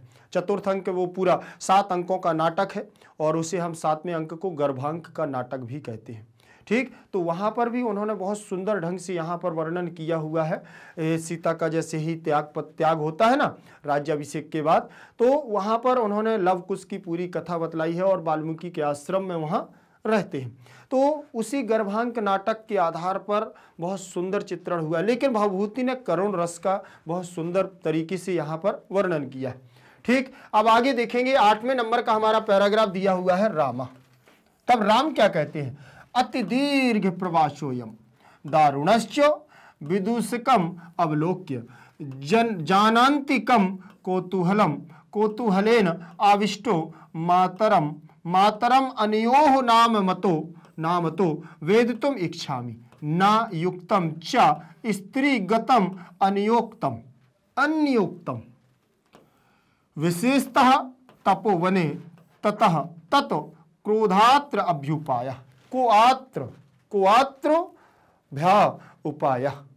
अब यहां देखेंगे आप क्या कह रहे हैं। राम ने मन में सोच रहे हैं कि मेरे द्वारा किए गए अपराध के कारण आज एक माता अपने ही पुत्रों को इस प्रकार से डांटती है, फटकारती है, निर्दयी कह के कहती है मेरे द्वारा, क्योंकि मैंने भी तो ऐसा अपराध किया है। अभी राम को यह पता नहीं है, राम ऐसा नहीं कह रहे कि सीता ही है वो, ऐसा नहीं है, लेकिन उन्होंने भी ऐसा ही किया था। गर्भस्थ सीता को, गर्भ में लव और कुश थे और गर्भस्थ सीता को अंतिम समय चल रहा था सीता का, और उसी समय उन्होंने अयोध्या से उन्हें निर्वासित किया था और जंगल में छोड़ दिया। लक्ष्मण छोड़ने गए, ऐसा भवभूति के उसमें उत्तर रामचरित में आता है कि लक्ष्मण जी गए छोड़ने के लिए। लक्ष्मण जी कहते हैं कि भैया मुझसे बहुत बड़ा अपराध करवा रहे हैं आप, मां जानकी को छुड़वा रहे हैं। तब राम कहते हैं मैं भी एक राजा हूं, राजा का कर्तव्य पहले है, पति का धर्म बाद में। और माता जानकी को छोड़कर के आते हैं गर्भस्थ सीता। वहां पर तो बताया गया है कि राम तो ये सोचते थे कि स्थूल और मुलायम शरीर वाली, कोमल शरीर वाली वह सीता किसी शेर आदि जानवर के द्वारा भक्षण कर ली गई होगी, लेकिन सीता ने सोचा कि अब भागीरथी गंगा के चरणों में जाकर के अपने आप को मारने की कोशिश की और गंगा जी में कूद जाती, छलांग लगा देती हैं। फिर गंगा जी की गोद में ही लव और कुश का जन्म होता है। उत्तर रामचरितम में यह वर्णित है कि मां गंगा की गोद में, वहां पर तमसा और वो मिलती हैं, ठीक है ना, नदियां मिलती हैं, और वहीं पर वासंती मिलती है, उनकी प्रिय सखी वन की देवी वासंती। ठीक, तो बहुत सारी चीजें वर्णन है, आप लोग ध्यान दीजिएगा। इसके बाद विदूषक कहते हैं, पहले यहां पर उन्होंने, राम ने कहा अति दीर्घा, बोले बहुत लंबे समय से प्रवासोयम, प्रवास चल रहा है, बहुत लंबे समय का यह प्रवास है। दारुणश्च, और बहुत लंबा बड़ा दुख है।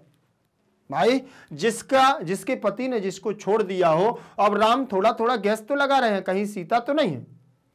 क्यों? क्योंकि लंबा समय हो गया, तभी तो कहें अति दीर्घ प्रवासोयम दारुणश्च, यह बहुत लंबा प्रवास है, बहुत लंबे समय से वह प्रवास कर रही है और बहुत लंबे समय का ये दुख है। दारुणश्च विदूषकम अवलोक, और विदूषक की ओर देख करके, विदूषक की ओर देखते हैं, देख करके जानान्तिकम, बोले जानते हो, कौतूहलेन आविष्टा, मेरे मन में कौतूहल मच रहा है।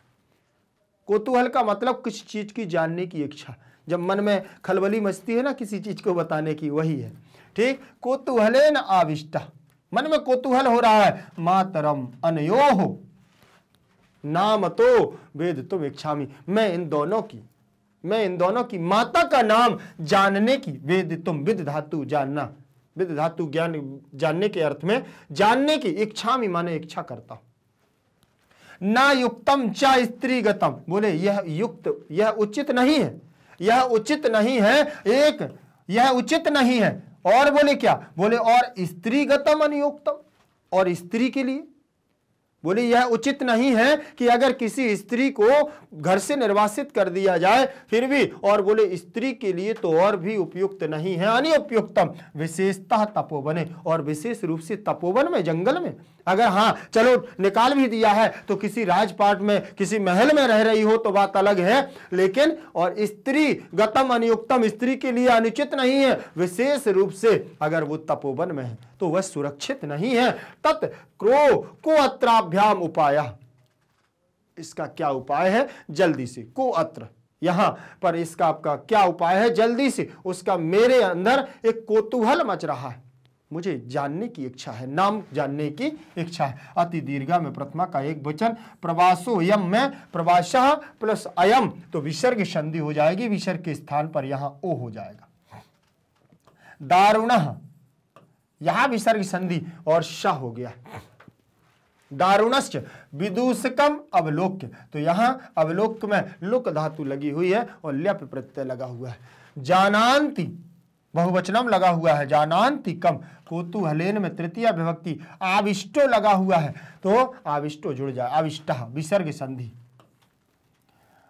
मातरम अलग हो जाएगा, अनयोः यहां विसर्ग संधि लग जाएगी, नाम तो।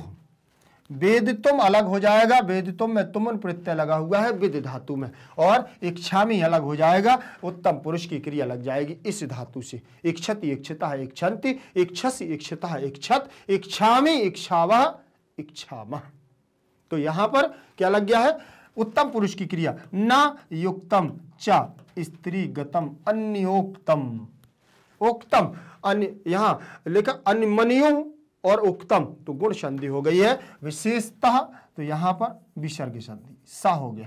तपोवने सप्तमी विभक्ति का एक वचन, तत् क्रो अत्र, को अत्र, कह प्लस अत्र, कौन है यहां पर, अभी उपाय, यहां पर अब कौन सा उपाय देखें जरा। विदूषक कहते हैं जानान्तिकम अहम पुनः पृच्छामि, विदूषक कहते हैं जी मैं जानने की कोशिश करता हूं, इच्छा करता हूं, अहम माने मैं, पुनः पृच्छामि मैं दोबारा से पूछता हूं। प्रकाशम, प्रकाशम किम नामधेया युवो युवयोः जननी, मैं दोबारा से पूछने की कोशिश करता हूं राम को। राम जैसे ही अवलोक विदूषक की ओर देखते हैं तो विदूषक कहते हैं कि प्रभु मैं फिर से देखने की कोशिश करता हूं, फिर से पूछने की कोशिश करता हूं, और अहम माने मैं, पुनः माने पुनः दोबारा, पृच्छामि माने पूछता हूं, मैं दोबारा से पूछता हूं। प्रकाशम किम नामधेया युवयोः जननी, क्या नाम है तुम्हारी माता का। युवयोः शब्द आया हुआ है दोनों के लिए, ये भी हमारा षष्ठी विभक्ति का और सप्तमी विभक्ति में बनता है युवयोः, युष्मत के रूप है, युवयोः युवयोः, ठीक है ना। तो यहां पर देखें ये द्विवचन का रूप जननी, यहां विसर्ग संधि भी हो गई है, युवयोः के पीछे का विसर्ग है, रकार में परिवर्तन हो गया, ठीक। लव, तब लव कहते हैं तस्याह द्वि नामनी, उनके दो नाम है, किसके, माता के। भाई उन्होंने पूछा उन दोनों से कि तुम दोनों की माता का नाम क्या है, तब लव कहते हैं तस्याह द्वये नामनी, उनके दो नाम है, दो नाम है। तो कौन कौन है, विदूषिका कहता है। तस्या लगा हुआ है षष्ठी विभक्ति का एक वचन का रूप, ध्यान रखिएगा। कथमेव, विदूषक कहते हैं कथम, बोले क्या है नाम, कैसे है नाम, बतलाए जरा। लव कहते हैं तपोवन वासिनो, तपोवन वासिनः देवीति नाम आवाहयन्ति भगवन वाल्मीकि वधूरिति।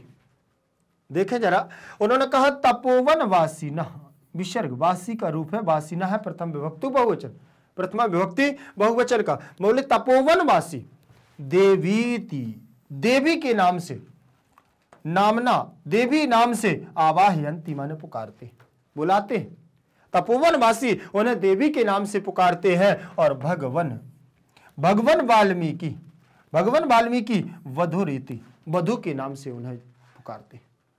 वधु कहते हैं वाल्मीकि में यहां विसर्ग संधि हो गई है। आवाहयति, आवाहयतः, आवाहयन्ति, यहां बहुवचनांत रूप लगा है, क्योंकि यहां पर बहुवचन लगा है तो कर्ता के अनुसार क्रिया हो जाएगी। ठीक, बोले तपोवनवासी उनको देवी कहते हैं और भगवान वाल्मीकि उनको वधु के नाम से पुकारते हैं। आगे देखेंगे शब्दार्थ देखें। जानान्तिकम मतलब सांकेतिक आशय, सांकेतिक आशय। कौन? वहां पर विदूषक संकेत रूप में राम से कहते हैं कि मैं दोबारा से पूछता हूं।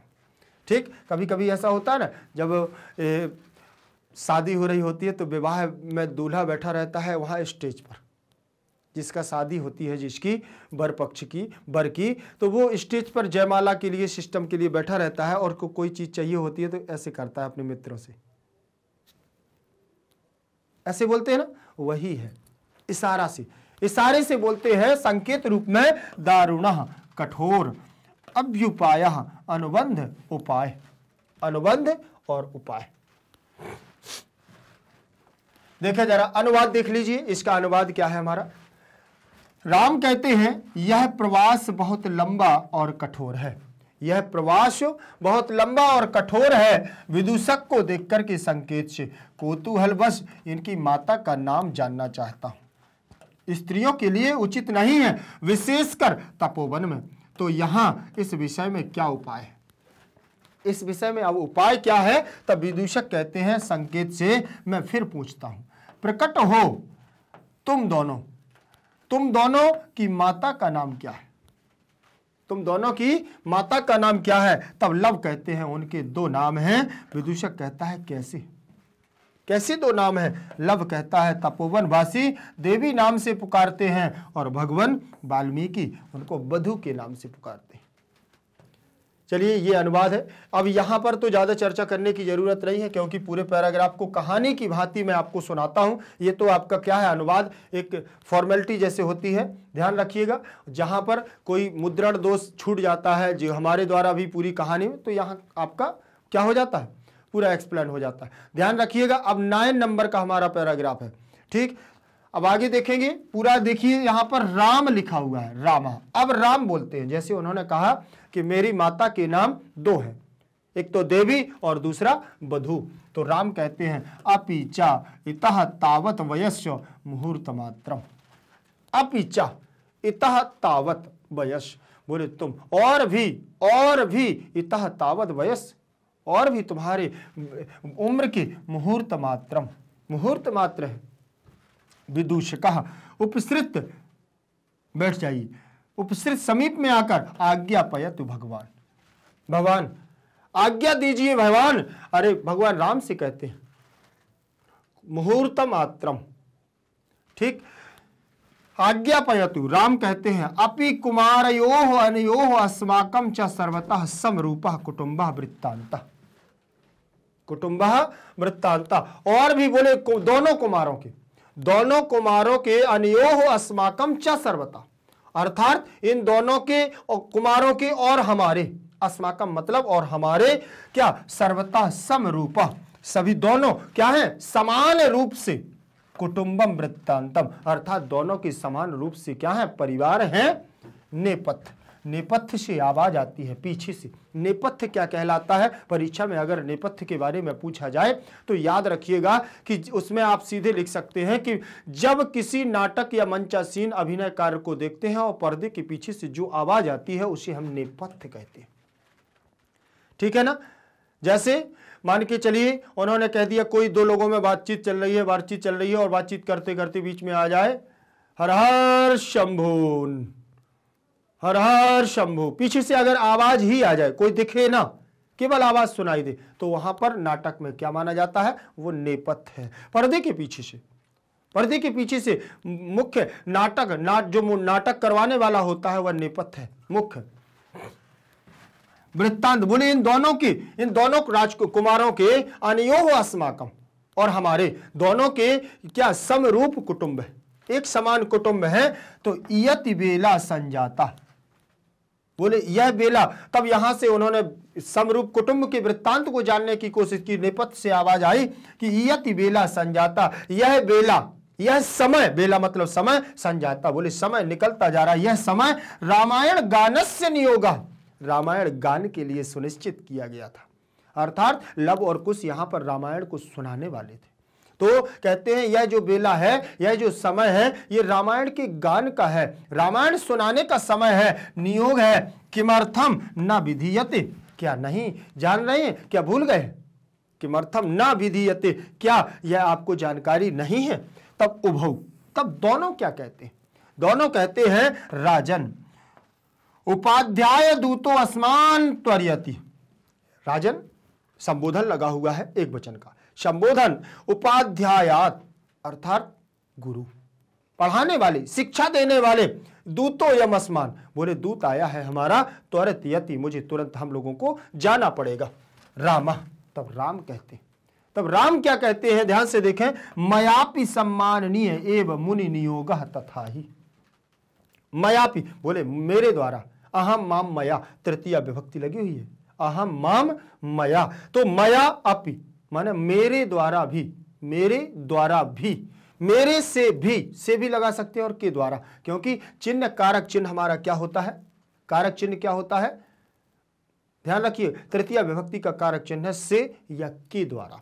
मेरे द्वारा भी सम्माननीय, बोले सम्माननीय है, मेरे द्वारा भी आपके गुरु क्या है? सम्माननीय है, एव ही सम्माननीय ही है, और मुनि नियोग, और मुनि के नियोग को तथा ही बोले जैसे ही, तथा ही अर्थात जैसे ही, जैसे ही, जैसे ही। आप क्या देखें जरा यहां पर,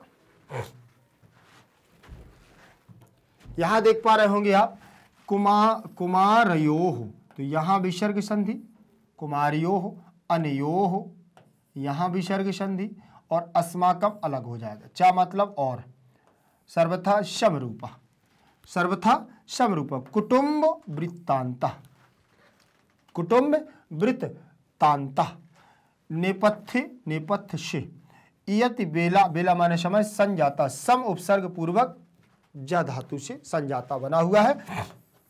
रामायण गानस्य षष्ठी विभक्ति का एक वचन, नियोगः दिया हुआ है प्रथमा का। किमर्थम माने किम, क्या नहीं पता, विधीयते विधीयते विधीयन्ते, विधीयते विधीयते विधीयते लगा हुआ है एक वचन का। उभौ में द्वितीय द्विवचन का रूप लगा हुआ है। राजन में संबोधन, उपाध्यात में उपाध्याय, उपाध्याय दूतो अस्मान, तो उपाध्याय अलग हो जाएगा, दूतः प्लस अस्मान, तो विसर्ग संधि हो जाएगी यह, दूतः प्लस अस्मान, तो दूतो अस्मान, त्वरयति त्वरयतः त्वरयन्ति, तो लट लकार प्रथम पुरुष एक वचन। मयापि दीर्घ संधि है, मया प्लस अपि बराबर मयापि दीर्घ संधि, और सम्माननीय, सम्मान शब्द में अनीयर प्रत्यय लग गया है, तो सम्माननीय एव मन ही मुनि नियोग तथा ही। आगे देखें,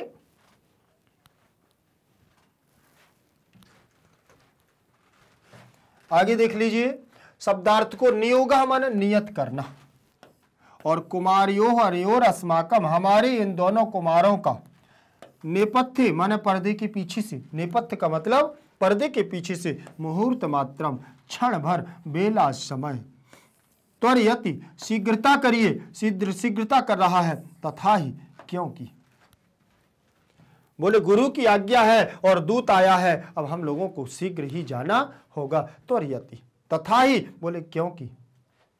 अनुवाद देखें जरा, राम कहते हैं मित्र इनके सिवाय क्या नाम है, क्षण भर पास जाकर आप आज्ञा दीजिए। राम कहते हैं मित्र, किससे? विदूषक से, मित्र इसके सिवाय क्या नाम है, माता का इसके सिवाय क्या नाम है, क्षण भर रुक करके विदूषक के पास जाकर के आप आज्ञा दीजिए, मैं पता करता हूं। राम कहते हैं क्या इन दोनों कुमारों का और हमारे परिवार का वृत्तांत सर्वथा एक सा है? नेपथ्य में से आवाज आती है, नेपथ्य में। इतना समय हो गया है, रामायण गान का कार्य किस लिए नहीं किया गया है, किस लिए नहीं किया गया? दोनों, तब दोनों बोलते हैं हे राजन, गुरु का दूत हमें शीघ्रता कर रहा है, गुरु का दूत आया है और वो हमें शीघ्र कर रहा है। राम कहते हैं मेरे द्वारा भी मुनि का कार्य सम्माननीय है, क्योंकि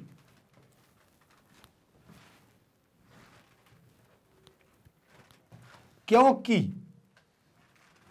देखे जरा, क्योंकि लिखा हुआ है कि भवन्तौ गायन्तौ कविरपि पुराणो व्रतनिधिः गिरां सन्दर्भोऽयं प्रथमम् अवतीर्णो वसुमतीं कथा चेयं श्लाघ्या सरसिरुहनावस्य नियतं पुनाति श्रोतारं रमयति च सोऽयं परिकरः।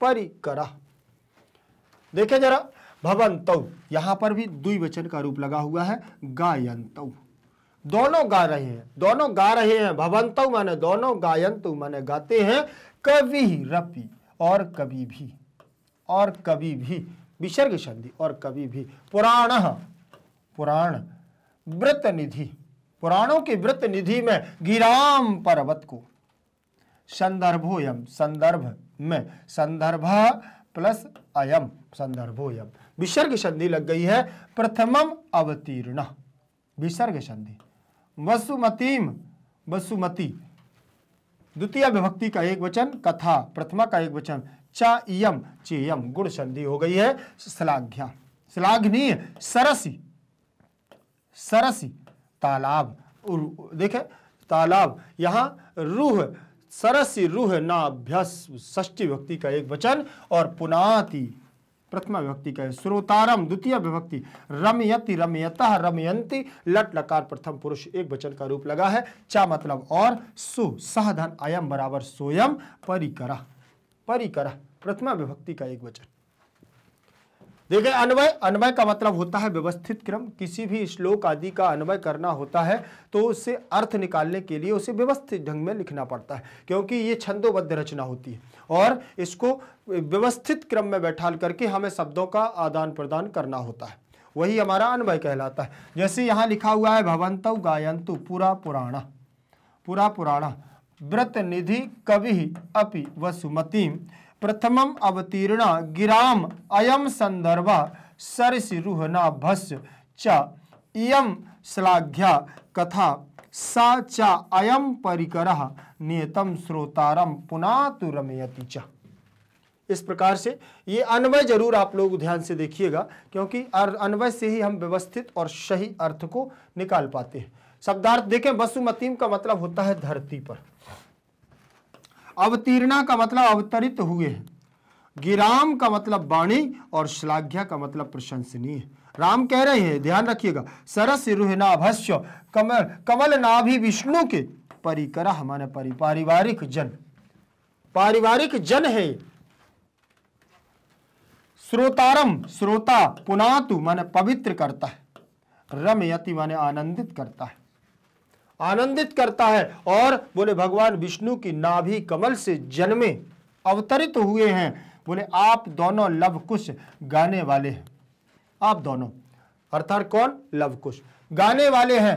तपोवन निधि, तपोनिधि पुराण मुनि वाल्मीकि कवि हैं, तपोनिधि पुराण अर्थात वाल्मीकि कवि हैं। धरती पर प्रथम बार अवतरित स्फुट वाणी का यह संदर्भ काव्य है, और यह प्रशंसनीय कथा कमल नाभि विष्णु से संबद्ध है, और यह पारिवारिक जन निश्चय ही श्रोताओं को पवित्र और आनंदित करने वाला, यह पारिवारिक जन निश्चय ही श्रोताओं को पवित्र और आनंदित करने वाला है। भाव देखें यहाँ पर कवि का भाव क्या है, कवि क्या कह रहे हैं, हमारे लेखककार क्या कह रहे हैं। भगवान वाल्मीकि के द्वारा निबद्ध पुराण पुरुष की कथा है, कुश और लव द्वारा श्री राम को सुनाई जाती थी। उसी की सूचना देते हुए नेपथ्य से कुश और लव को बिना समय नष्ट किए अपने कर्तव्य का पालन करने का निर्देश दिया जाता है। दोनों राम से आज्ञा लेकर के जाना चाहते हैं, तब श्री राम उपर्युक्त श्लोक के माध्यम से उस रचना का सम्मान करते।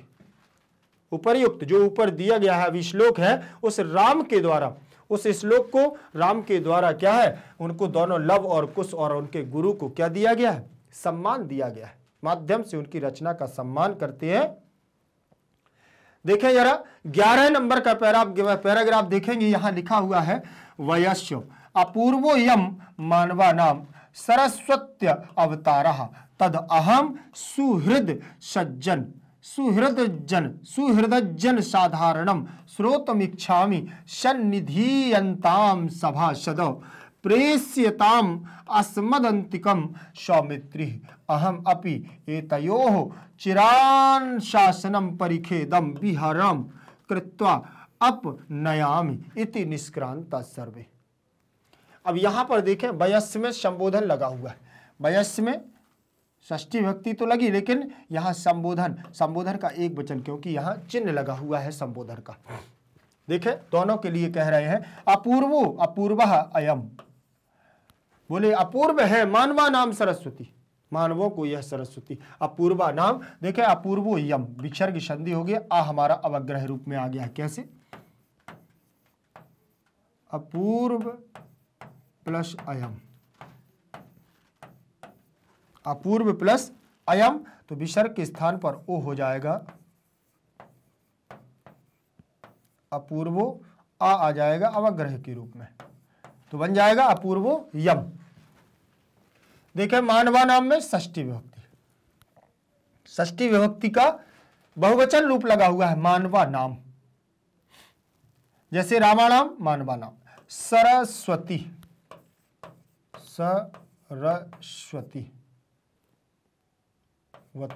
सरस्वती। ठीक, यहां पर आप देख रहे होंगे ताकि ई के स्थान पर या हो गया अवतारा,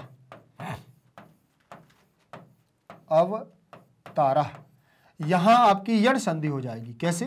ये हो गया सरस्वती, सरस्वती में से ई को निकाल लिया बाहर,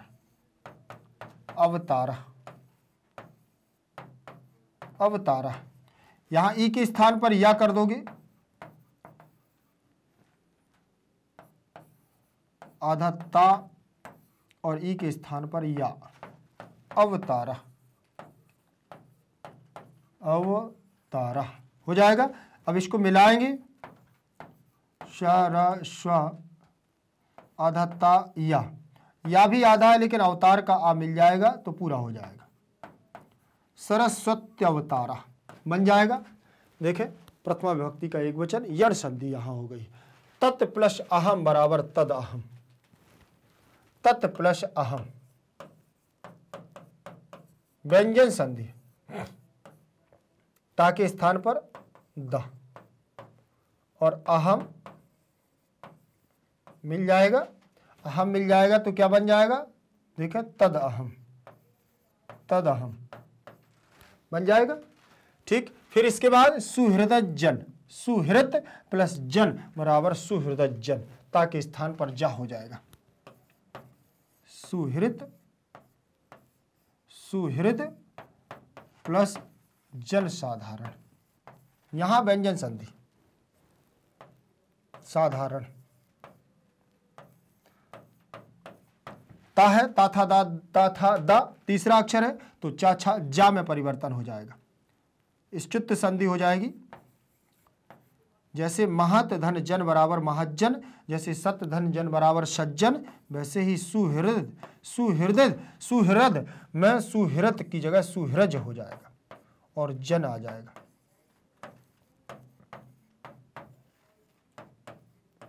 साधारणम, जन साधारण, इसको जोड़ेंगे तो आपका बनेगा सुहृजन साधारणम, धारणम बन जाएगा। यहां पर भी आपकी व्यंजन संधि है। छोटी छोटी चीजें ये ध्यान रखना, ये कभी पैराग्राफ आ जाते हैं परीक्षा में। ठीक, श्रोतम इच्छामि, श्रोतम में तुमुन प्रत्यय है, श्रु धातु है, श्रवण धातु में, और इच्छामि अलग हो जाएगा, उत्तम पुरुष की क्रिया। सन्निधीयन्ताम द्वितीय विभक्ति, सभा सदा प्रथमा विभक्ति, प्रेष्यताम द्वितीय विभक्ति, अस्मदन्तिकम सौमित्री प्रथमा, और अहम अपि, तो यहां पर भी यण संधि हो जाएगा, अहम अपि एतयोः, यहां विसर्ग संधि, चिरासन परिखेदम, विहरणम कृत्वा, क्रि धातु कृत्वा प्रत्यय, अपनयामि, यहां पर भी उत्तम पुरुष की क्रिया, और इति निष्क्रांतः सर्वे, और सभी निकल जाते हैं। शब्दार्थ देखे, सरस्वती अवतार मन सरस्वती के अवतार, और सन्निधियंताम मन समीप आओ, प्रेष्यताम भेज दो, निष्क्रांता माने निकलते। अर्थात उनको लास्ट फिर बाद में बुला करके क्या है, अब गले तो लगाए होगा, कुछ पुरस्कार राजा के यहाँ आए हैं, गाना गाया है तो कुछ ना कुछ तो मिला होगा। ठीक, देखें जरा, मित्र मनुष्यों का सरस्वती का यह अवतार अपूर्व है। राम कहते हैं मनुष्यों का यह सरस्वती का अवतार अपूर्व है, तो मैं जन साधारण के हृदय के भाव को सुनाना चाहता हूं। सभासद समीप आओ, लक्ष्मण को हमारे पास भेज दो, मैं भी इन दोनों का चिरासन दुख विहार करके दूर कर देता हूं। विहार करके अर्थात चिरासन दुख विहार करके दूर कर देता हूं। लंबे समय के लिए इस प्रकार शब्द निकलते, फिर वहां से निकलते और लक्ष्मण को बुलाकर के पता करवाया होगा कि लक्ष्मण जाओ, छोड़ने तुम गए थे, पता करके आओ। चलिए आज हमारा ये कंप्लीट चैप्टर पूरा हो गया है। कौन सा? शिशु लालनन। तो ध्यान रखिएगा, आप लोगों को पूरा कंप्लीट चैप्टर परीक्षा की दृष्टि से बहुत आपकी समय का सदुपयोग भी हुआ है। ज़्यादा इसमें समय भी नहीं है, 1-1.5 घंटे की क्लास है और बढ़िया से मस्ती के साथ इसको देख लीजिएगा। और कहीं पर भी कोई समस्या हो तो जरूर कमेंट सेक्शन में मुझे बताइएगा। और आपको चिंता करने की बिल्कुल भी ज़रूरत नहीं है। आप किसी भी माध्यम से हों, जो हमारे अंदर एक दिमाग में ये खटकती रहती है कि मैं इंग्लिश मीडियम से हूँ, हिंदी मीडियम कैसे आएगा, सीधे हिंदी मीडियम से हूँ तो इंग्लिश मीडियम कैसे आएगा। संस्कृत में भाई साहब कोई हिंदी मीडियम और कोई इंग्लिश मीडियम नहीं होता, ये बच्चे की सोच होती है। ठीक, संस्कृत तो संस्कृत में होती है, उसमें क्या हिंदी मीडियम और क्या इंग्लिश मीडियम, कोई नहीं होती है। ध्यान रखिएगा, बिल्कुल भी भ्रम निकाल दीजिए। और मैं बात कर रहा था कि आप किसी भी माध्यम से हो, CBSE English medium, CBSE Hindi medium, UP board, Bihar board, MP board, कहीं से भी हो, सारी चीज़ों का सॉल्यूशन आपको मिलेगा यहाँ। देखिए, भारत का एकमात्र ऐसा प्लेटफॉर्म जो आप लोगों को 100% फ्री एजुकेशन दे रहा है। 100% फ्री एजुकेशन का मतलब ही होता है निःशुल्क शिक्षा। आपसे कोई भी रुपया पैसा नहीं लिया जाता। और कोई भी जब रुपया पैसा नहीं लिया जा रहा है और हिंदी मीडियम और इंग्लिश मीडियम के संपूर्ण विषयों के संपूर्ण कोर्स के साथ यूट्यूब चैनल पर आप लोगों को सब निःशुल्क दिया जा रहा है, कहीं पर भी कोई भी रुपया पैसे की सवाल ही नहीं है। आप प्ले लिस्ट में जैसे ही जाएंगे, अगर चैनल को अभी तक सब्सक्राइब नहीं किया तो सब्सक्राइब करिएगा। फिर इसके बाद प्ले लिस्ट पर जाएंगे, आपको कोई भी सब्जेक्ट, एनी सब्जेक्ट की बात कर रहा हूं, आपका कोई भी सब्जेक्ट हो, आप सारे सब्जेक्टों को वहां पर देखें तो आपको प्ले लिस्ट के आधार पर सारे सीक्वेंस के साथ सब्जेक्ट मिलेंगे। और आधा अधूरा कोर्स नहीं, संपूर्ण कोर्स के साथ। तो ध्यान रखिएगा, आप लोग मस्ती के साथ पढ़ते रहिएगा। और यहाँ ऐसा नहीं है कि आपको केवल फॉर्मेलिटी के तौर से पढ़ाया जा रहा हो। यहाँ आप टैग देख रहे होंगे, हाई क्वालिटी एजुकेशन का लगा हुआ है। यहाँ उच्च गुणवत्ता के साथ योग्य शिक्षकों के निर्देशन में यह कार्य चल रहा है और बहुत सुंदर तरीके से यह पूरी टीम काम कर रही है। तो आप लोग भी अच्छी सुंदर तरीके से अपनी मेहनत और लगन से पढ़ते रहिएगा। परीक्षा का परिणाम आप लोगों का उत्तम ही होगा, श्रेष्ठ होगा। ध्यान रखिएगा। और आपकी रणनीति कैसी चल रही है परीक्षा की, मुझे जरा कमेंट सेक्शन में जरूर बताएं। और हाँ, अगर आप लोगों को परीक्षा के लिए और श्रेष्ठ अंक लाने हैं तो क्लास 7 से लेकर के क्लास 12 तक के संपूर्ण विषयों के हिंदी मीडियम और इंग्लिश मीडियम के बहुत सुंदर तरीके से यहाँ पर notes magnet bench Hindi medium के द्वारा तैयार किए गए हैं। तो आप लोग जल्दी से संपर्क करें और नोट्स के बारे में जानकारी जरूर ले लें। वो नोट्स प्राप्त कैसे होंगे आपको, तो नीचे लिंक इन डिस्क्रिप्शन बॉक्स में जाएंगे तो ई नोट्स और ई बुक्स की संपूर्ण जानकारी आपको वहां से प्राप्त हो जाएगी। ठीक है ना, तो जल्दी करिएगा। ठीक है, मैं अभी पहले भी बता चुका हूं कि जो इस प्लेटफॉर्म पर नए हों तो उनको चैनल को पहले सब्सक्राइब करना है, फिर बेल आइकन को दबाना है। बेल आइकन को दबाने के लिए क्यों बोल रहा हूँ, क्योंकि परीक्षा का नज़दीक समय है तो बहुत सारी चीज़ें हमारे इस पर डेली अपडेट की जा रही है। तो नए नए वीडियो की अपडेट के लिए आपको बेल आइकन को दबाना होगा। वीडियो अच्छा लगे तो लाइक शेयर कमेंट जरूर करते रहिएगा और अपने मित्र यार सगे संबंधियों को भी सूचित करना है कि मैग्नेट ब्रेंच के द्वारा नोट्स क्लास 7 से 12 तक के संपूर्ण नोट्स तैयार करवाए जा रहे हैं। ठीक है ना, आप हमारे साथ बने रहिएगा। जय तु संस्कृतम, जय तु भारतम।